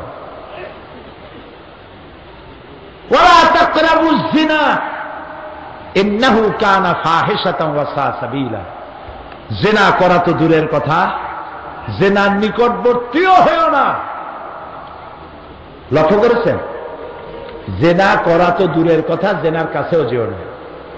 জিনার কাছে যেতে গেলে কতগুলি জিনিস লাগে। সেগুলি কি? সেগুলি হচ্ছে অশ্লীল গান, অশ্লীল নাচ, সৌন্দর্য প্রদর্শনী, ব্লু ফিল্ম ইত্যাদি, এইসব জিনিসগুলি মানুষকে জেনার দিকে আকৃষ্ট করে। জুয়া, মদ, এগুলি থেকে বিরত থাকো। আর তোমার দায়িত্ব হচ্ছে তোমার সংসার। মহিলারা জিজ্ঞেস করেছিলেন, ইয়া রাসূলুল্লাহ, সাহাবীরা তো যুদ্ধ করে শহীদ হয়ে জান্নাতে চলে যাবে, আমাদের কি হবে? রাসূলুল্লাহ বলেছেন, আলাইকুন্না বিল বাইত ফাইন্নাহু জিহাদুকুন্না। তোমার ঘরই হচ্ছে, এটাই তোমার দায়িত্ব, এবং ঘরটাই হলো তোমাদের জন্য জিহাদ। এই ঘরে বসে তুমি তোমার সন্তানদেরকে লালন পালন করো। তার অর্থ এই নয় যে মেয়ে লোকেরা কোনো কাজ করতে পারবে না, লেখাপড়া করতে পারবে না। মেয়ে লোকেরা লেখাপড়া করবে, মেয়ে লোকেরা চাকরি বাকরি করতে পারবে, যুদ্ধ করতে যেতে পারবে, মেয়েরা রাজনীতি করতে পারবে, সব করতে পারবে, তবে পর্দা সহকারে। কি সহকারে বলেন? পুরুষের সাথে অবাধ মেলামেশা থেকে নিজেদেরকে হেফাজত করতে হবে সর্বাবস্থায়। এটা নারীকে আল্লাহ তাআলা এই অধিকার দিয়েছেন। সুতরাং নারী এবং পুরুষের অধিকার সমান। শুধুমাত্র একটি জায়গায় বুদ্ধিজীবীরা যেটা বলে যে আল্লাহ ঠকাইছে নারী, বলে নাউজুবিল্লাহ। সেটা কিভাবে বলে? যে ছেলেতে যা পায় মেয়ে তার অর্ধেক পায়। একটা মেয়ে যা পায়, দুইটা মেয়েতে যা পায় একটা ছেলে তাই পায়। তার অর্থ হলো নারীদেরকে ইসলাম ঠকাইছে। আপনারা বলেন নাউজুবিল্লাহ। তারা জানে না যে নারীকে আল্লাহ তাআলা কত ভাবে দিয়েছে। লক্ষ্য করেন, নারী তার স্বামীর কাছ থেকে মহারানা পায়, পিতার সম্পত্তিতে অধিকার পায়, ভাইয়ের সম্পত্তিতে অধিকার পায়, সন্তানের সম্পত্তিতে অধিকার পায়। নানাবিধ ভাবে নারী টাকা পয়সা পায়। কিন্তু খরচের কোনো খাত আছে? বলেন আপনারা, খরচের খাত আছে? খরচের কিচ্ছু নেই। স্বামীর মেহমান আসুক আর নিজের বাপের বাড়ির মেহমান আসুক, সব ক্ষেত্রে খরচ পুরুষের। বাড়িতে অসুখ বিসুখ হয়েছে, চিকিৎসার পয়সা কে দেবে? বলেন, পুরুষ দেবে। সব জায়গায় পুরুষের খরচ, মেয়েদের কোনো খরচ নাই। ইনকামের রাস্তাটাই আল্লাহ তাআলা তাদেরকে দিয়ে দিয়েছে। তারা লেখাপড়া শিখতে পারবে। হযরত আয়েশা সিদ্দিকা রাদিয়াল্লাহু তাআলা আনহা, তিনি হাজার হাজার সাহাবীদের হাদিসের ওস্তাদ ছিলেন, তাফসীরের ওস্তাদ ছিলেন। মা বোনেরা, আজকে যারা আপনারা এসেছেন, ইসলাম আপনাদেরকে লেখাপড়ার অধিকার দিয়েছে, শিক্ষার অধিকার দিয়েছে, চাকরির অধিকার দিয়েছে। আপনাদের কাজ হলো ঘরটাকে ইসলামের দুর্গ বানান, ইসলামী জ্ঞানে নিজেকে সমৃদ্ধ করুন, স্বামীকে ইসলামের পথে চালান। ইচ্ছে করলে একজন ভালো স্ত্রী তার খারাপ স্বামীকে ভালো বানাইতে পারে, পারে না? আবার একটা ভালো স্বামীকে খারাপ বানাতে পারে। আল্লাহর নবী বলেন, ওর থেকে ভালো স্ত্রী আর কেউ নাই, যে গভীর রাত্রি জাগ্রত হয়ে উযু করে নিজের স্বামীকে ঘুমের থেকে জাগায়া তাহাজ্জুদের নামাজের জন্য দাঁড় করায় দেয়। ওর চেয়ে ভালো স্ত্রী আর নাই, আর ওর থেকে ভালো স্বামীও আর কেউ নাই, যে ঘুমের থেকে গভীর রাত্রে জেগে উযু করে স্ত্রীর মুখে পানি ছিটাইয়া ঘুমের থেকে জাগাইয়া উযু করাইয়া তাহাজ্জুদের জন্য দাঁড় করিয়ে দেয়। সংসারটাকে ভালো করুন। আপনার ঘরের ভিতরে লক্ষ্য করুন সবাই। আমি অনেক বড় লোকের বাড়িতে গিয়েছি, দাওয়াত দিয়েছে, দেখেছি তাদের ড্রয়িং রুমে লক্ষ লক্ষ টাকার শোপিস আছে। শোপিস কি? সৌন্দর্য বর্ধনের জন্য মূর্তি, পাথরের, ডায়মন্ডের মূর্তি দিয়ে সাজানো, কক্সবাজারের শামুকের ঝিনুকের তৈরি করা মালামোলা দিয়া লক্ষ লক্ষ টাকা দিয়ে সাজানো। কিন্তু কোরআন শরীফের একখানা তাফসীর নাই, হাদিস শরীফের একটা বই নাই, বাংলা একটা সাহিত্য, ইসলামী সাহিত্য নাই। থাকলে আছে কি? বিমল মিত্রের লেখা কড়ি দিয়ে কিনলাম, শরৎ রচনা বলি, রবীন্দ্রনাথ রচনা বলি। আমি এটা বলি না যে আপনারা এগুলি কিনবেন না, এটা বলতেছি না, কিন্তু এর থেকে আপনি পাবেন কি? গল্পের বই, নাটক, উপন্যাস, এর থেকে পাবেন কি? এটা রোমাঞ্চ, সাময়িক সময়ের জন্য একটু উত্তেজনা সৃষ্টি হবে। কি সুন্দর করে লেখা, কোতোয়ালের ছেলে রাজার মেয়ের সঙ্গে করেছে প্রেম, বটতলায় দেখা হলো, তারপর দুজনে পরামর্শ হলো, মোবাইলে SMS করলো, এরপরে মেয়েটাকে নিয়ে 3 তলার বারান্দা ভাঙ্গিয়া 4 তলায় গিয়ে পড়ল, তারপরে ধরা পড়ল, এরপরে গল্প শেষ। কোন এতে লাভ হইল কি? বলেন, আমারে বুঝান লাভটা হইল কি? সুতরাং নোবেল, নাটক, উপন্যাস মানুষের চরিত্র সৃষ্টি করে না, মানুষকে জ্ঞানী বানায় না। মানুষকে জ্ঞান সৃষ্টি করে আল্লাহর কোরআন, জ্ঞান সৃষ্টি করে হাদিস, জ্ঞান সৃষ্টি করে ইসলামী সাহিত্য। এর প্রত্যেকটি লাইন মণিমুক্তার সদৃশ। ঢাকায় বইমেলা চলছে, পত্রিকায় সেদিন দেখলাম, অনেক পত্রিকা পড়ি তো ডেলি, পড়াশোনা একটা অভ্যাস আছে আলহামদুলিল্লাহ, পড়ি। দেখলাম লিখেছে পত্রিকায় এবারের বেস্ট সেলার একটা বই, বইয়ের নাম উষ্টামারি প্রেমের কপালে। লেখক জনৈক ছেঁকা খাওয়া প্রেমিক। কি লেখছে তার মধ্যে আল্লাহ জানে, উষ্টা কি আমি তাও বুঝিনি। যুবক যুবতীরা যাচ্ছে আর কিনতেছে। আহারে আহারে মুসলমান, ঘরের মধ্যে হীরামণি মুক্তা আল্লাহর কোরআন, বিজ্ঞানে ভরা, কি নাই এই কোরআন শরীফে? জাতির কপাল খারাপ, কোরআন পড়লো না, কোরআন বুঝলো না। বইপত্র কেনেন, বিজ্ঞান পড়ুন, বিজ্ঞান পড়ুন। বিজ্ঞান যত পড়বেন, কোরআন বোঝা তত সহজ হবে। সুবহানাল্লাহ। আর বিজ্ঞান আর কোরআনে কোথাও যদি কন্ট্রাডিকশন হয়, সংঘর্ষ লাগে, যদি দেখা যায় যে বিজ্ঞানের এই তথ্য কোরআনের সাথে মেলে না, বুঝতে হবে বিজ্ঞান ব্যর্থ, কোরআন সফল। আরো কিছুদিন রিসার্চ করলে বিজ্ঞান কোরআনের কাছে এসে যাবে, বোঝার জন্য কোরআনের কাছে এসে যাবে। সুবহানাল্লাহ। দেখুন তো, রাসূলুল্লাহ তার জীবনেও সমুদ্র ভ্রমণ করেন নাই, একটি হাদিস নাই, অথচ সমুদ্রের তলায় কি হয় সে কথা রাসূলুল্লাহ বলেছেন, আল্লাহ ওহীর মাধ্যমে তারে জানাই দিয়েছেন। সুবহানাল্লাহ। আল্লাহ তাআলা বলেছেন, ফেরাউন যখন মুসার বিরুদ্ধে ষড়যন্ত্র করছিল তখন তুমি জানতে না, আমি তোমারে জানাইছি। সুবহানাল্লাহ। আমরা এবার ওই যে গতকাল মিশরের কথা শোনাইছিলাম, মান লাম ইয়ারাল মিসরা লাম ইয়ারাদ দুনিয়া। মিশর যে দেখলো না সে নাকি দুনিয়া দেখে নাই। মিশরে গিয়ে দেখলাম বহায়রায় কারুন, কারুন আল্লাহকে অস্বীকার করেছে, যাকাত দিতে অস্বীকার করেছে। মুসা আলাইহিস সালাম আল্লাহর কাছে গজব চাইলেন, সূরা কাসাসের মধ্যে আল্লাহ তাআলা বলছে, আল্লাহ তারে গজব দিয়া তার জমিনটারে ধসাই দিলেন।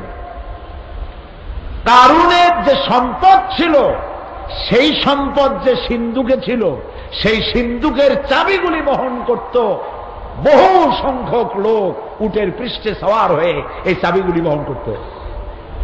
56,000 একর জমিন আল্লাহ ধসাই দিয়েছে। সুবহানাল্লাহ। আমরা সেই বহারে কারুন সেখানে গিয়ে দাঁড়িয়েছি, আর সামনে দেখেছি শুধু পানি আর পানি, কুল নাই, কেনারা নাই। আল্লাহ তাআলা দেখাইছে, কোরআন শরীফ পড়ো আর এর দ্বারা ইতিহাস শিক্ষা গ্রহণ করো। অতীতের জালিমদের বিরুদ্ধে আমি কি ব্যবস্থা করেছি সেগুলি এর দ্বারা শিক্ষা গ্রহণ করো। সেজন্য পড়া দরকার, জানা দরকার। আপনার মা বোনেরা, ভাইয়েরা, আজকে আমরা শপথ নেই, আমাদের ড্রয়িং রুম, আমাদের পড়ার রুমে সিনেমার ক্যাসেট থাকবে না, গানের ক্যাসেট থাকবে না। সেখানে ঢুকবে সব কোরআন হাদিসের বই। আলহামদুলিল্লাহ বলেন। ছেলেমেয়েরা কার্টুন পছন্দ করে, দারুণ, ঠিক না? ইসলামী কার্টুন বেরিয়েছে সিডি বিসিডির ভিতরে। আপনার বাচ্চারা ইসলাম শিখবে কার্টুনের মধ্য দিয়ে। আলহামদুলিল্লাহ। বিজ্ঞানকে মুসলমানেরা দখল করবে এবং এই বিজ্ঞান দিয়ে পৃথিবী একদিন জয় করবে। আজকে যারা আমাদেরকে শেষ করতে চায়, আমরা শেষ হব না, ওরা শেষ হবে। ওরা শেষ হবে মানে আমরা ওদের ধ্বংস কামনা করি না, আমরা ওদের হেদায়েত কামনা করি।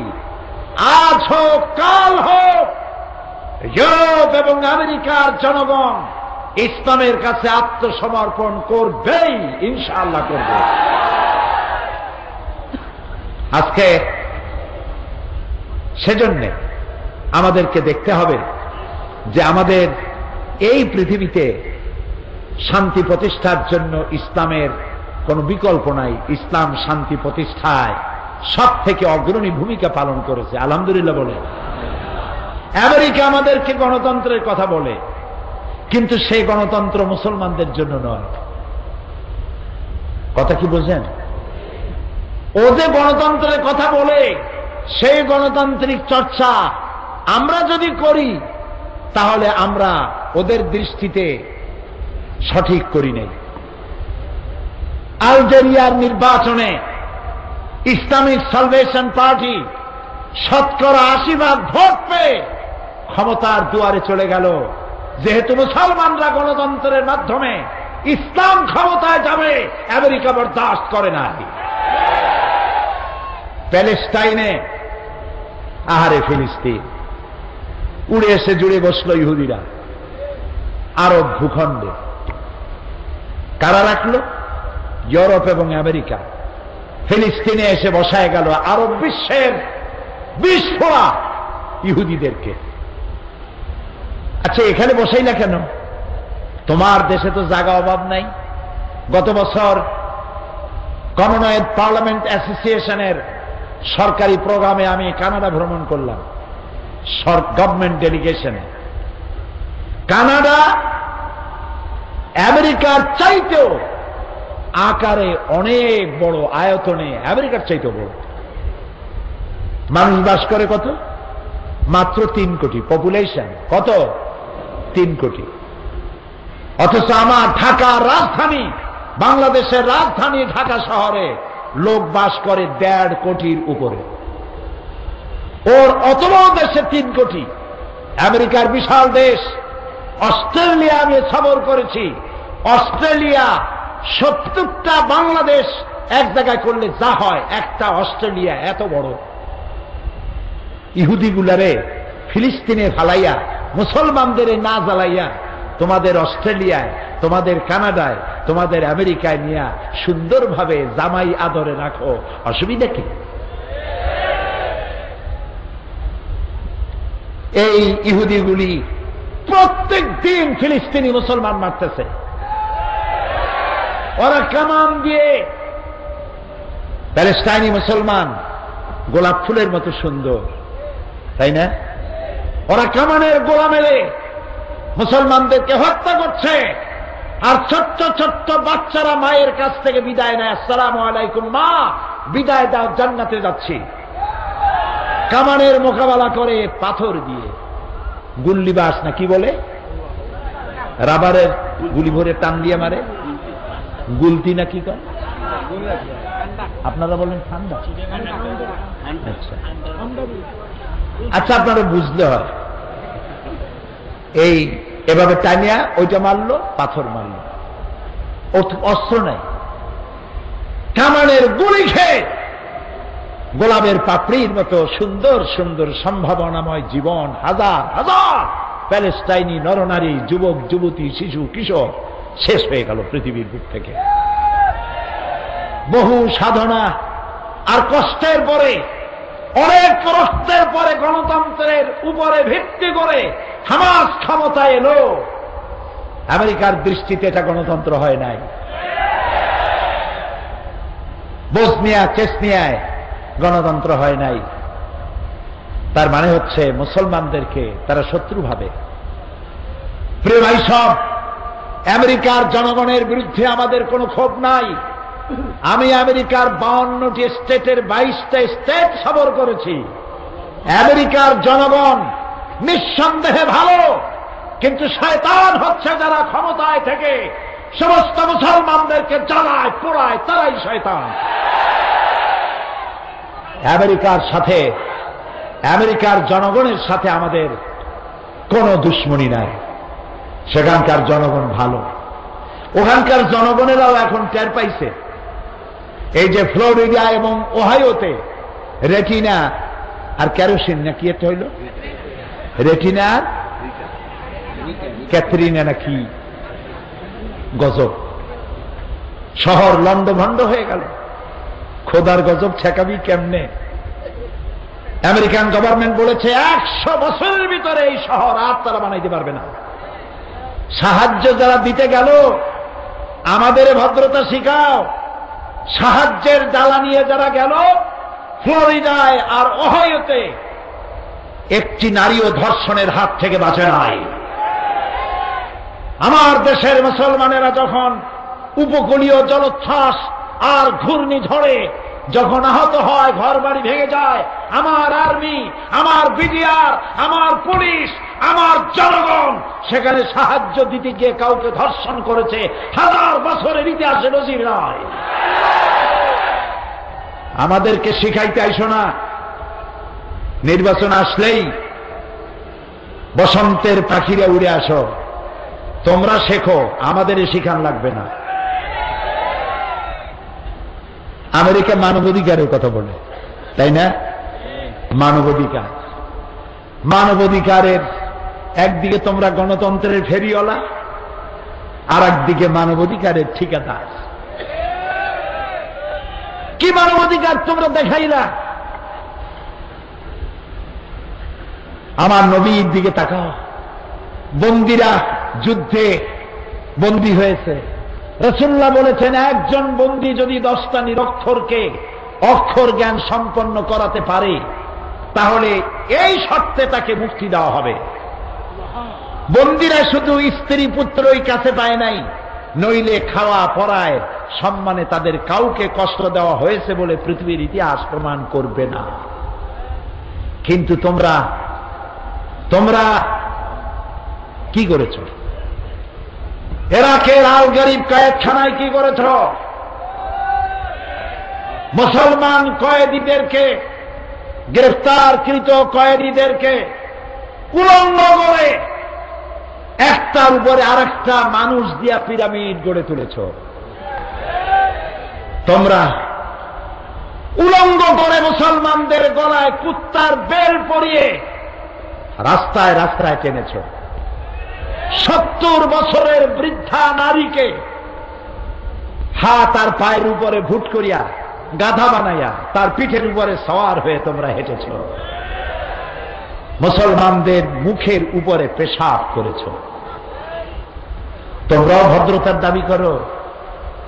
আমি আবারও বলি, আমেরিকার জনগণের বিরুদ্ধে আমাদের কোনো ক্ষোভ নাই, বিদ্বেষ নাই, কিন্তু তোমরা যারা সরকার চালাও, মানবাধিকারের কথা তোমাদের মুখে মানায় না। লোকেরা সি সি করবে, মানায় না। এখানে কি শেষ? আজও তোমাদের লোকেরা বোমা মেরে ইরাকের মসজিদ ভেঙ্গে 80 জন মুসলমানকে তোমরা হত্যা করেছ। একটা স্বাধীন দেশ ভেঙে চুরে চুরমার করে দিয়েছ। আর কি চাও? বলেছিল অস্ত্র আছে, পারমাণবিক অস্ত্র আছে সাদ্দামের কাছে। তোমার লোকেরা গিয়ে পাতা পাতা করলো, মাটির তলদেশ থেকে গাছের আগা পর্যন্ত কোথাও পাইল না। তারপরে গর্তের মধ্য থেকে কয়েক মাস পর সাদ্দামরে বাইর করিয়া তার চুল তালাশ করছো, দাড়ি তালাশ করছো, মুখের মধ্যে টস মারিয়ে দেখছো পারমাণবিক অস্ত্র গলায় আছে নাকি। এখন চাও কি? এরাকে চাও কি? বেরিয়ে যাও ইরাক থেকে।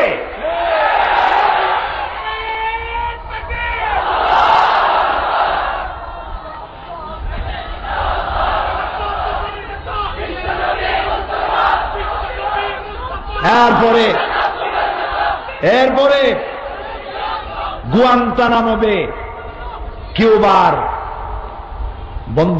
বন্দিখানা, এটি পৃথিবীর জাহান্নাম। এটা পৃথিবীর কি জাহান্নাম।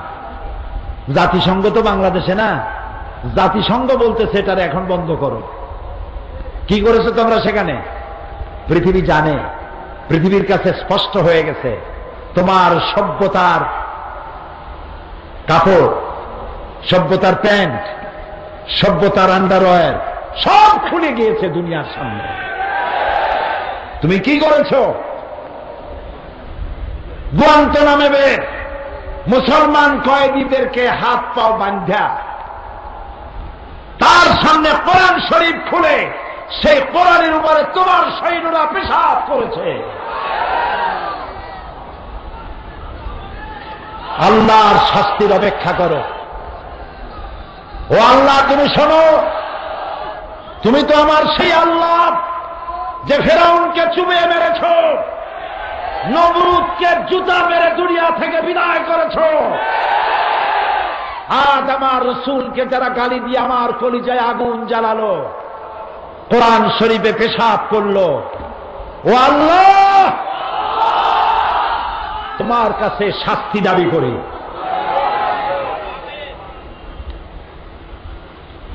আমাদেরকে মানবাধিকার শিখাইতে আইসো না, আমরা তোমাদের কাছে মাপ চাই। আমাদের গণতন্ত্র শিখাইতে আইসো না, মানবাধিকার শিখাইতে আইসো না।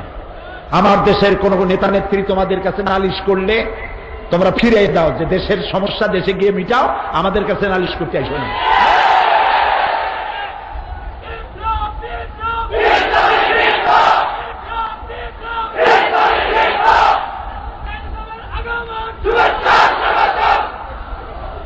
সুতরাং পৃথিবীর আমার শুভেচ্ছা স্বাগতম দিয়ে কিছু হবে না।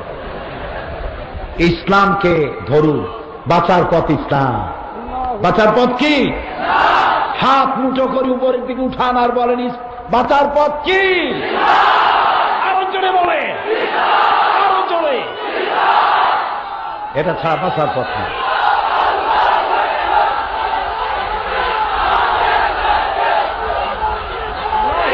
আজ আজ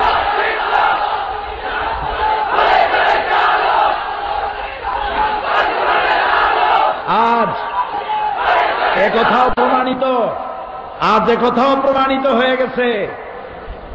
কি কথা? টুইন টাওয়ার ভাঙ্গার অজুহাত দিয়ে প্রতিশোধ এর আগুন জ্বালায়েছ যে ব্যক্তি, নাম নেওয়ার দরকার মনে করি না, আমি ঘৃণা করি। এই টুইন টাওয়ার মুসলমানেরা ভাঙে নাই, তোমরাই ভাঙছ। এটা আজ প্রমাণিত সত্য। 18 মিনিটের ব্যবধানে একটা একটা করে প্লেন আসলো, প্লেন হিট করলো। কিভাবে তুমি জানতে পারলে আর আগের থেকে ক্যামেরা ফিট করিয়া সমস্ত ছবিগুলি ধারণ করলে? 4000 ইহুদি এই টুইন টাওয়ারে চাকরি করে, ওই দিন একটা ইহুদিও আসলো না কেন? এ প্রশ্নের জবাব কে দেবে? তবে উসামা বিন লাদেনের সাথে আমি একমত নই। কারণ যখন তারা উসামা বিন লাদেনকে দায়ী করল, সে বলল আমি এ কাজ করি নাই। তবে বিষয়টিতে আমি খুশি হয়েছি, তার এই বক্তব্যকে আমি ঘৃণা করি, ধিক্কার জানাই। তার বলা উচিত ছিল এটা আমি করি নাই, তবে যারা করেছে, মানুষ হত্যা করেছে, আমি তাদেরকে ঘৃণা করি। হিন্দু হোক, খ্রিস্টান হোক, বৌদ্ধ হোক, যারা মানুষ, ইসলাম মানুষ হত্যা করার পারমিশন দেয় না। আমার রাসূল বলেছেন গোটা বিশ্ব ধ্বংস হওয়া সহজ। আবার শুনুন, আমার রাসূল বলেছেন এই গোটা বিশ্ব আল্লাহর কাছে ধ্বংস হওয়া সহজ, কিন্তু একটি মানুষ হত্যা হওয়া, খুন হওয়া, এর থেকে আল্লাহর কাছে বেশি কঠিন। সুতরাং মানুষ তো মানুষই, সে যে মানুষই হোক। সুতরাং আজ আমাদেরকে আমাদের পথ চলার পথ ঠিক করে নিতে হবে। আমাদের মুরব্বী, দুনিয়ার কাউকে মানি না, আমাদের মুরব্বী, আমাদের নেতা শুয়ে আছেন মদিনাতুর রাসূল সাল্লাল্লাহু আলাইহি ওয়াসাল্লাম, বিশ্ব নবী রাহমাতুল লিল আলামিন, মুহাম্মদ রাসূলুল্লাহ সাল্লাল্লাহু আলাইহি ওয়াসাল্লাম। প্রিয় ভাই সব, সেজন্য মুনাজাত করব। আজকে শুক্রবারের রাত, জুমার রাত। আজকে কিসের রাত? দোয়া কবুল, আলহামদুলিল্লাহ। দাঁড়ানো ভাইরা সব বসেন। এত বড় মোবারক রাত জীবনে আরেকবার পাবো, নিশ্চয়তা আছে? নিশ্চয়তা আছে? দাঁড়ানো ভাইরা বসেন। আরেকটি কথা বলতেই হয়, সেটি হল আমাদের দেশে, এই দেশের ভাগ্য ভালো বানাবার জন্য আমাদের কি কাজ করতে হবে, ঠিক কিনা? আমরা বাইরে কারো পরামর্শ চাই না, আমরা আমাদের দেশ চালাতে সক্ষম, ঠিক কিনা? আমার দেশের সংবিধান আছে, আমার দেশে পার্লামেন্ট আছে, আমার দেশে 14 কোটি মানুষ আছে। বাইরে নালিশ করা ছোট্ট ছোট্ট বাচ্চাদের জন্য শোভা পায়, যারা স্কুলে ক্লাস 1-এ পড়ে তাদের জন্য নালিশ শোভা পায়। কোন রাজনৈতিক নেতা নেত্রী বাইরের দেশে নালিশ করা বাল্য সুলভ, বালিকা সুলভ কাজ। আমার দেশের সমস্যার সমাধান করতে আমরা সক্ষম। সুতরাং ডিজেলের মূল্য বৃদ্ধি, লোডশেডিং, দ্রব্যমূল্যের ঊর্ধ্বগতি, ডাল চিনির দাম বেশি, এই সব সাময়িক অসুবিধার কথা বলে সরকারের বিরুদ্ধে জনমত গঠন করে আসতে চায় কারা? ওরা কারা? এই 14 গোষ্ঠীর একটা গোষ্ঠী বড় পরিচিত, বাকি 13টা সব সাইনবোর্ড, ফুটা বেলুন। এই বেলুনেরা এক একটা ডেড হর্স। ওই 13টার সারা দেশে ওর একটার 500 লোক নাই। ওরা যেখানে বক্তৃতা করে ওদের মঞ্চ দেখানো হয়, শ্রোতা দেখানো হয় না। কাজী লজ্জা পাবে, শ্রোতার চাইতে মঞ্চে লোক বেশি। এরকম 13খানা সাইনবোর্ড নিয়ে জট বানাইছে, জোট না জট। বিশ্বাস করুন, এই 13টার 13 জন নেতা নিজের মাতৃভূমিতে যেখানে দাঁড়াবে সেখানেই জামানত বাজেয়াপ্ত হবে। পার্লামেন্টের সদস্য কিয়ামত পর্যন্ত হতে পারবে না। এর কারণ এরা বামপন্থী। এদের সাথে দেশের মানুষ আর মাটির কোনো সম্পর্ক নাই। কাজেই সাময়িকভাবে কিছু জিনিসের দাম দেখা জিজ্ঞেস করতে চাই, ডিজেল, তেল, চিনি এর মূল্য বেশি না মুসলমানদের ইমানের দাম বেশি? সাময়িক সময়ের জন্য এই দামগুলির কথা শুনিয়া মিডিয়ার প্রচারণায় বিভ্রান্ত হয়ে খাল কেটে কুমির ঢুকাবার কাজ আহাম্মক আর বেকুবরাই করতে পারে, দেশপ্রেমিক ইমানদারেরা করতে পারে না।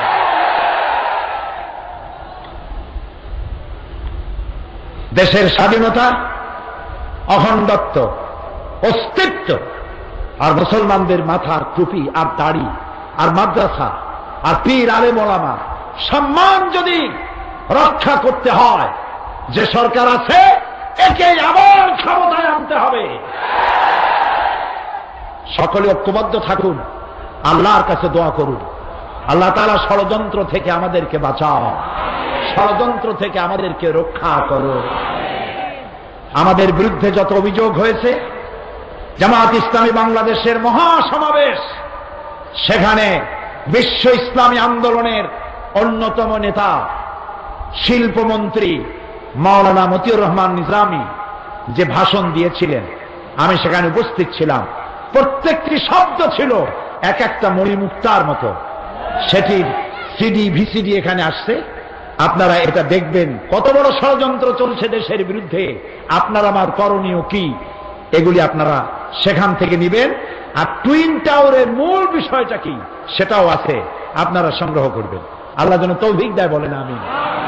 আগামীকাল হবে আখেরি মুনাজাত দেশের জন্য। আজ মক্কা শরীফ থেকে কম করে হলেও আমি অন্তত 1 ডজনের মতো টেলিফোন পেয়েছি। কুয়েত থেকে, কাতার থেকে, ইউরোপ থেকে, আমেরিকা থেকে টেলিফোন এসছে। এই আখেরি মুনাজাতে দোয়া চাওয়ার জন্য তারা অত দূর থেকে দোয়া চেয়েছে। আমরা কালকে এখানে সামিল হব, কালকে বেহেশতের কথা শোনাবো ইনশাআল্লাহ। বলি ইনশাআল্লাহ। কালকে কিসের কথা শোনাবো? বেহেশতের কথা। যে ইসলামের কথা শুনলাম, এই ইসলামের উপরে যদি টিকতে পারি তাহলে জায়গা হবে কোথায়? জোরে কর, আল্লাহর জান্নাতে। সেই জান্নাতে রোড ম্যাপ কালকে বলা হবে ইনশাআল্লাহ। বলেন ইনশাআল্লাহ। বেহেশতের কথা শোনার জন্য, কোরআনের কথা শোনার জন্য দলে দলে লোকেরা আগামীকাল এসে যাবেন। তবে কেউ সাথে করে কোনো ব্যাগ আনবেন না।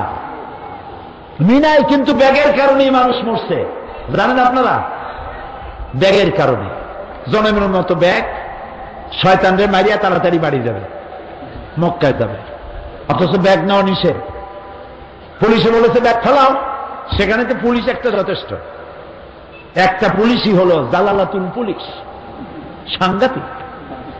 গায়ে গোস্ত থাকুক আর না থাকুক, পুলিশ বলেছে ইরজা, উল্টা দৌড় মারো, আতলা সাইয়ারা, ওঠা গাড়িতে ইলা সিজ্জিল। পুলিশ যা বলবে তাই। পুলিশ বলেছে ব্যাগ ফেলাও, হাজার হাজার লোক ব্যাগ দিল ভালো। এখন যত মানুষ পেছন থেকে আসতেছে, ব্যাগের উপরে আছাড় খাচ্ছে, পড়তেছে, তার উপরে মানুষ, তার উপরে মানুষ, মানুষ মরে যাচ্ছে। যারা টঙ্গীরে আরাফাতের সাথে তুলনা করেন, আমি যে কি বলবো। যে ব্যক্তি বঙ্গোপসাগর দেখে নাই, কর্ণফুলী তার কাছে সাগর সাগর মনেই হবে। এই বেয়াদবি কথাটা আল্লাহর হস্তে কেউ উচ্চারণ করবেন না। কি এক টঙ্গী আর কোথায় আরাফাত? নাউযুবিল্লাহ। আরাফাত সেই ময়দান, যেই ময়দানে সমস্ত নবীদের চোখের পানি শুকায়েছে যে মাঠে। আরাফাতে যাওয়া ফরজ, টঙ্গীতে যাওয়া নফল নয়। খবরদার, আরাফাতের পরই টঙ্গীর ইজতেমা, বিশাল সমাবেশ কখনো বলবেন না, কখনো বলবেন না। টঙ্গী কেন? বাংলাদেশের কোন জায়গায়, পৃথিবীর কোন জায়গায় 100 কোটি লোকও যদি হয়, আরাফাতের 1 ইঞ্চি জমিনের সমান হবে না। বলো আল্লাহু আকবার। সুতরাং কথাবার্তা মুখ সামলায় কথা বলুন। তো সেখানে আল্লাহর মেহেরবানি, মানুষগুলো তারা 400-500 লোক মারা গেল। সৌদি গভর্নমেন্ট শয়তানের গোষ্ঠী শুদ্ধ ভেঙে ফেলেছে, সব 3টা শয়তানের ভাঙছে। এখন সেখানে এসকেলেটার তৈরি হচ্ছে, প্রায় 6-7 তলা হবে, মানুষ দাঁড়ায় থাকবে, এসকেলেটারে তারে টানি নিয়ে যাবে, শয়তানরে মারিয়া আপন ইচ্ছায় চলে যাবে, দাঁড়াবার সুযোগ নেই। এ কথাটা আনলাম এই জন্য যে ব্যাগ কিন্তু বিপদ। হাতে করে ঘাড়ে করে কেউ কোনো ব্যাগ আনবেন না। মা বোনেরা ছোট্ট একটা পাঁচ, ভ্যানিটি ব্যাগ নয়, ছোট্ট একটা পাঁচ হাতে আনতে পারেন, যার মধ্যে আপনার টিস্যু পেপার টেপার, প্রয়োজনীয় ওষুধ আপনার যদি লাগে সেটুকুন। ভ্যানিটি ব্যাগও আনবেন না। ব্যাগ বর্জন করবেন, রাস্তায় না, মাহফিলের ভিতরে না, কেউ ব্যাগ আনতে পারবেন না, ব্যাগ অ্যালাউ হবে না। কোথাও ব্যাগ পেলে পুলিশ নিয়ে যাবে, কোথাও ফেলানো থাকলে পুলিশ নিয়ে ফেলায় দেবে। আগামীকাল দলে দলে এ মাহফিল 2-2.5 কিলোমিটার নিয়ে মানুষ আর মানুষে পরিণত হয়ে যাবে ইনশাআল্লাহ।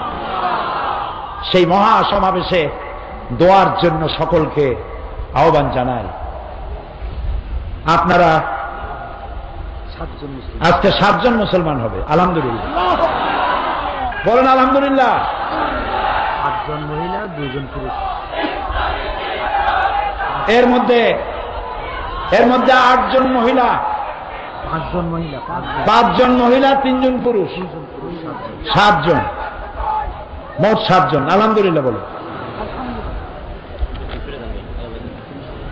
একই পরিবারের 4 জন।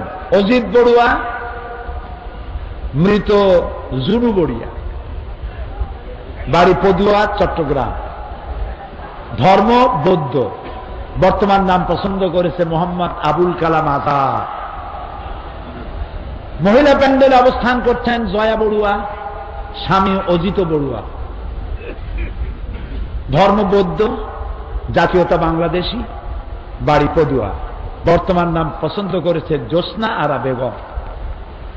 মহিলা প্যান্ডেলে অবস্থান করছে বৃষ্টি বড়ুয়া, পিতা অজিত বড়ুয়া। বর্তমান নাম পছন্দ করেছে তাসপিয়া আগা। সুমি বড়ুয়া, পিতা অজিত বড়ুয়া, সব গদ্য। বর্তমান নাম পছন্দ করেছে তাহমিনা আজাদ, চট্টগ্রাম, বাড়ি পদুয়া। অসীম দাস, পিতা মিন্টু দাস, ধর্ম হিন্দু। বর্তমান নাম পছন্দ করেছে মোহাম্মদ সাহেব। সুমিতা দাস, স্বামী মিন্টু দাস, ধর্ম হিন্দু। বর্তমান নাম পছন্দ করেছে শাহেনা আক্তার। প্রীতি স্নিগ্ধা তালুকদার, পিতা বিধ ভূষণ তালুকদার, রাঙ্গামাটি, পার্বত্য, চট্টগ্রাম। বর্তমান নাম পছন্দ করেছে আয়েশা আক্তার। আপনারা যারা মায়েরা বোনেরা প্যান্ডেলে আছেন, মহিলা প্যান্ডেলে, ওখানে বসে আপনারা পড়েন। আর এখানে কয়জন? দুজন। দাও, হাত দাও, হাত দাও, কাছে আসো। লা ইলাহা ইল্লাল্লাহু মুহাম্মাদুর রাসূলুল্লাহ। আল্লাহ ছাড়া কোন ইলাহ নাই।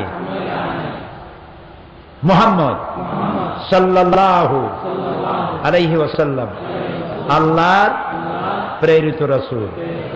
আশহাদু আল্লা ইলাহা ইল্লাল্লাহু ওয়াহদাহু লা শারীকা লাহু ওয়া আশহাদু আন্না মুহাম্মাদান আবদুহু ওয়া রাসূলুহু। আমি সাক্ষ্য দিচ্ছি, বলো, আল্লাহ ছাড়া কোন ইলাহ নাই, মাবুদ নাই, উপাস্য নাই। তিনি এক, তিনি একক, তার কোনো অংশীদার নাই। আমি আরো সাক্ষ্য দিচ্ছি, মুহাম্মদ সাল্লাল্লাহু আলাইহি ওয়াসাল্লাম আল্লাহর প্রেরিত রাসূল এবং তার বান্দা। সবাইকে বলো আসসালামু আলাইকুম। আপনারা ওয়ালাইকুম বলেন। বসো বসো বসো।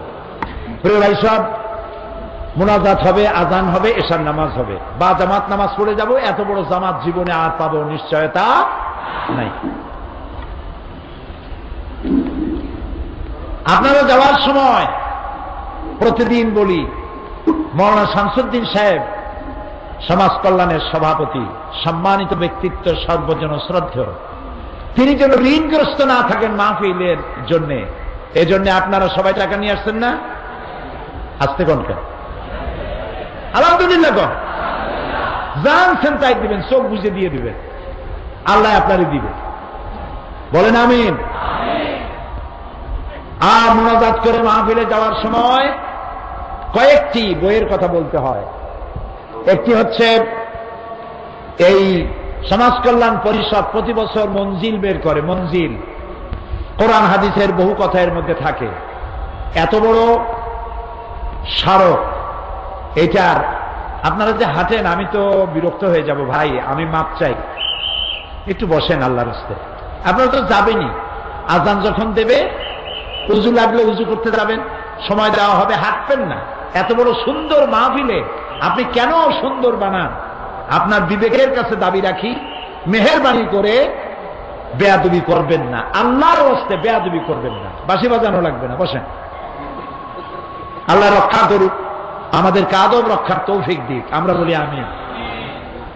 এর মধ্যে অনেক মূল্যবান প্রবন্ধ আছে। 80 টাকা খরচ হয়েছে প্রত্যেকটা কপিতে, ছাপাতে, কিন্তু ওনারা চান প্রত্যেকের কাছে কাছে এই বইটি চলে যান।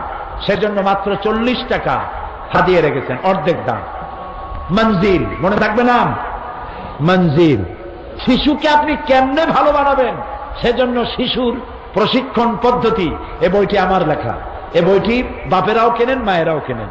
এখন মোনাজাত হবে প্রত্যেক দিনের মতো। আজকেও বলি, কোরআনের তাফসীর কিয়ামত পর্যন্ত মানুষেরা যদি করে, তাফসীর শেষ হবে না। আলহামদুলিল্লাহ, সুবহানাল্লাহ। কোরআন শরীফের তাফসীর যদি আমরা বুঝি, হাদিস বুঝি আর আমল করি, খাঁটি মুসলমান হয়ে যাব। কোরআন বোঝার জন্যে তাফহিমুল কোরআন কিনবেন। বলেন কি নাম, কি বলেন নাম বলেন, জোরে বলেন। তাফহিমুল কোরআন, এই তাফসীর প্রত্যেকের ঘরে ঘরে যেন পৌঁছে যায়। ঢাকা থেকে বহুত লাইব্রেরি আছে, বই ছাড়া কেউ যাবেন না, বই সমানে কিনবেন আর মাহফিলে সাহায্য করবেন। কালকে মাহফিলে আসবেন, মা বোনেরা তাদের মাঠ, তাদের প্যান্ডেল, রাস্তাঘাট যেখানে জায়গা পান সেখানে বসবেন। মা বোনদেরকে সবাই সম্মান জানাবেন। যে এলাকায় মা বোনেরা বসবে, পুরুষেরা সেখানে বসবেন না তাদের সম্মানের কারণে। মা বোনদেরকে সকলেই আমরা মর্যাদা দেব, সম্মান দেব। প্রত্যেকে প্রত্যেকের অধিকার সম্পর্কে জাগ্রত থাকবো। আবারও বলি, আগামীকাল কোন ব্যাগ, কোন টোপ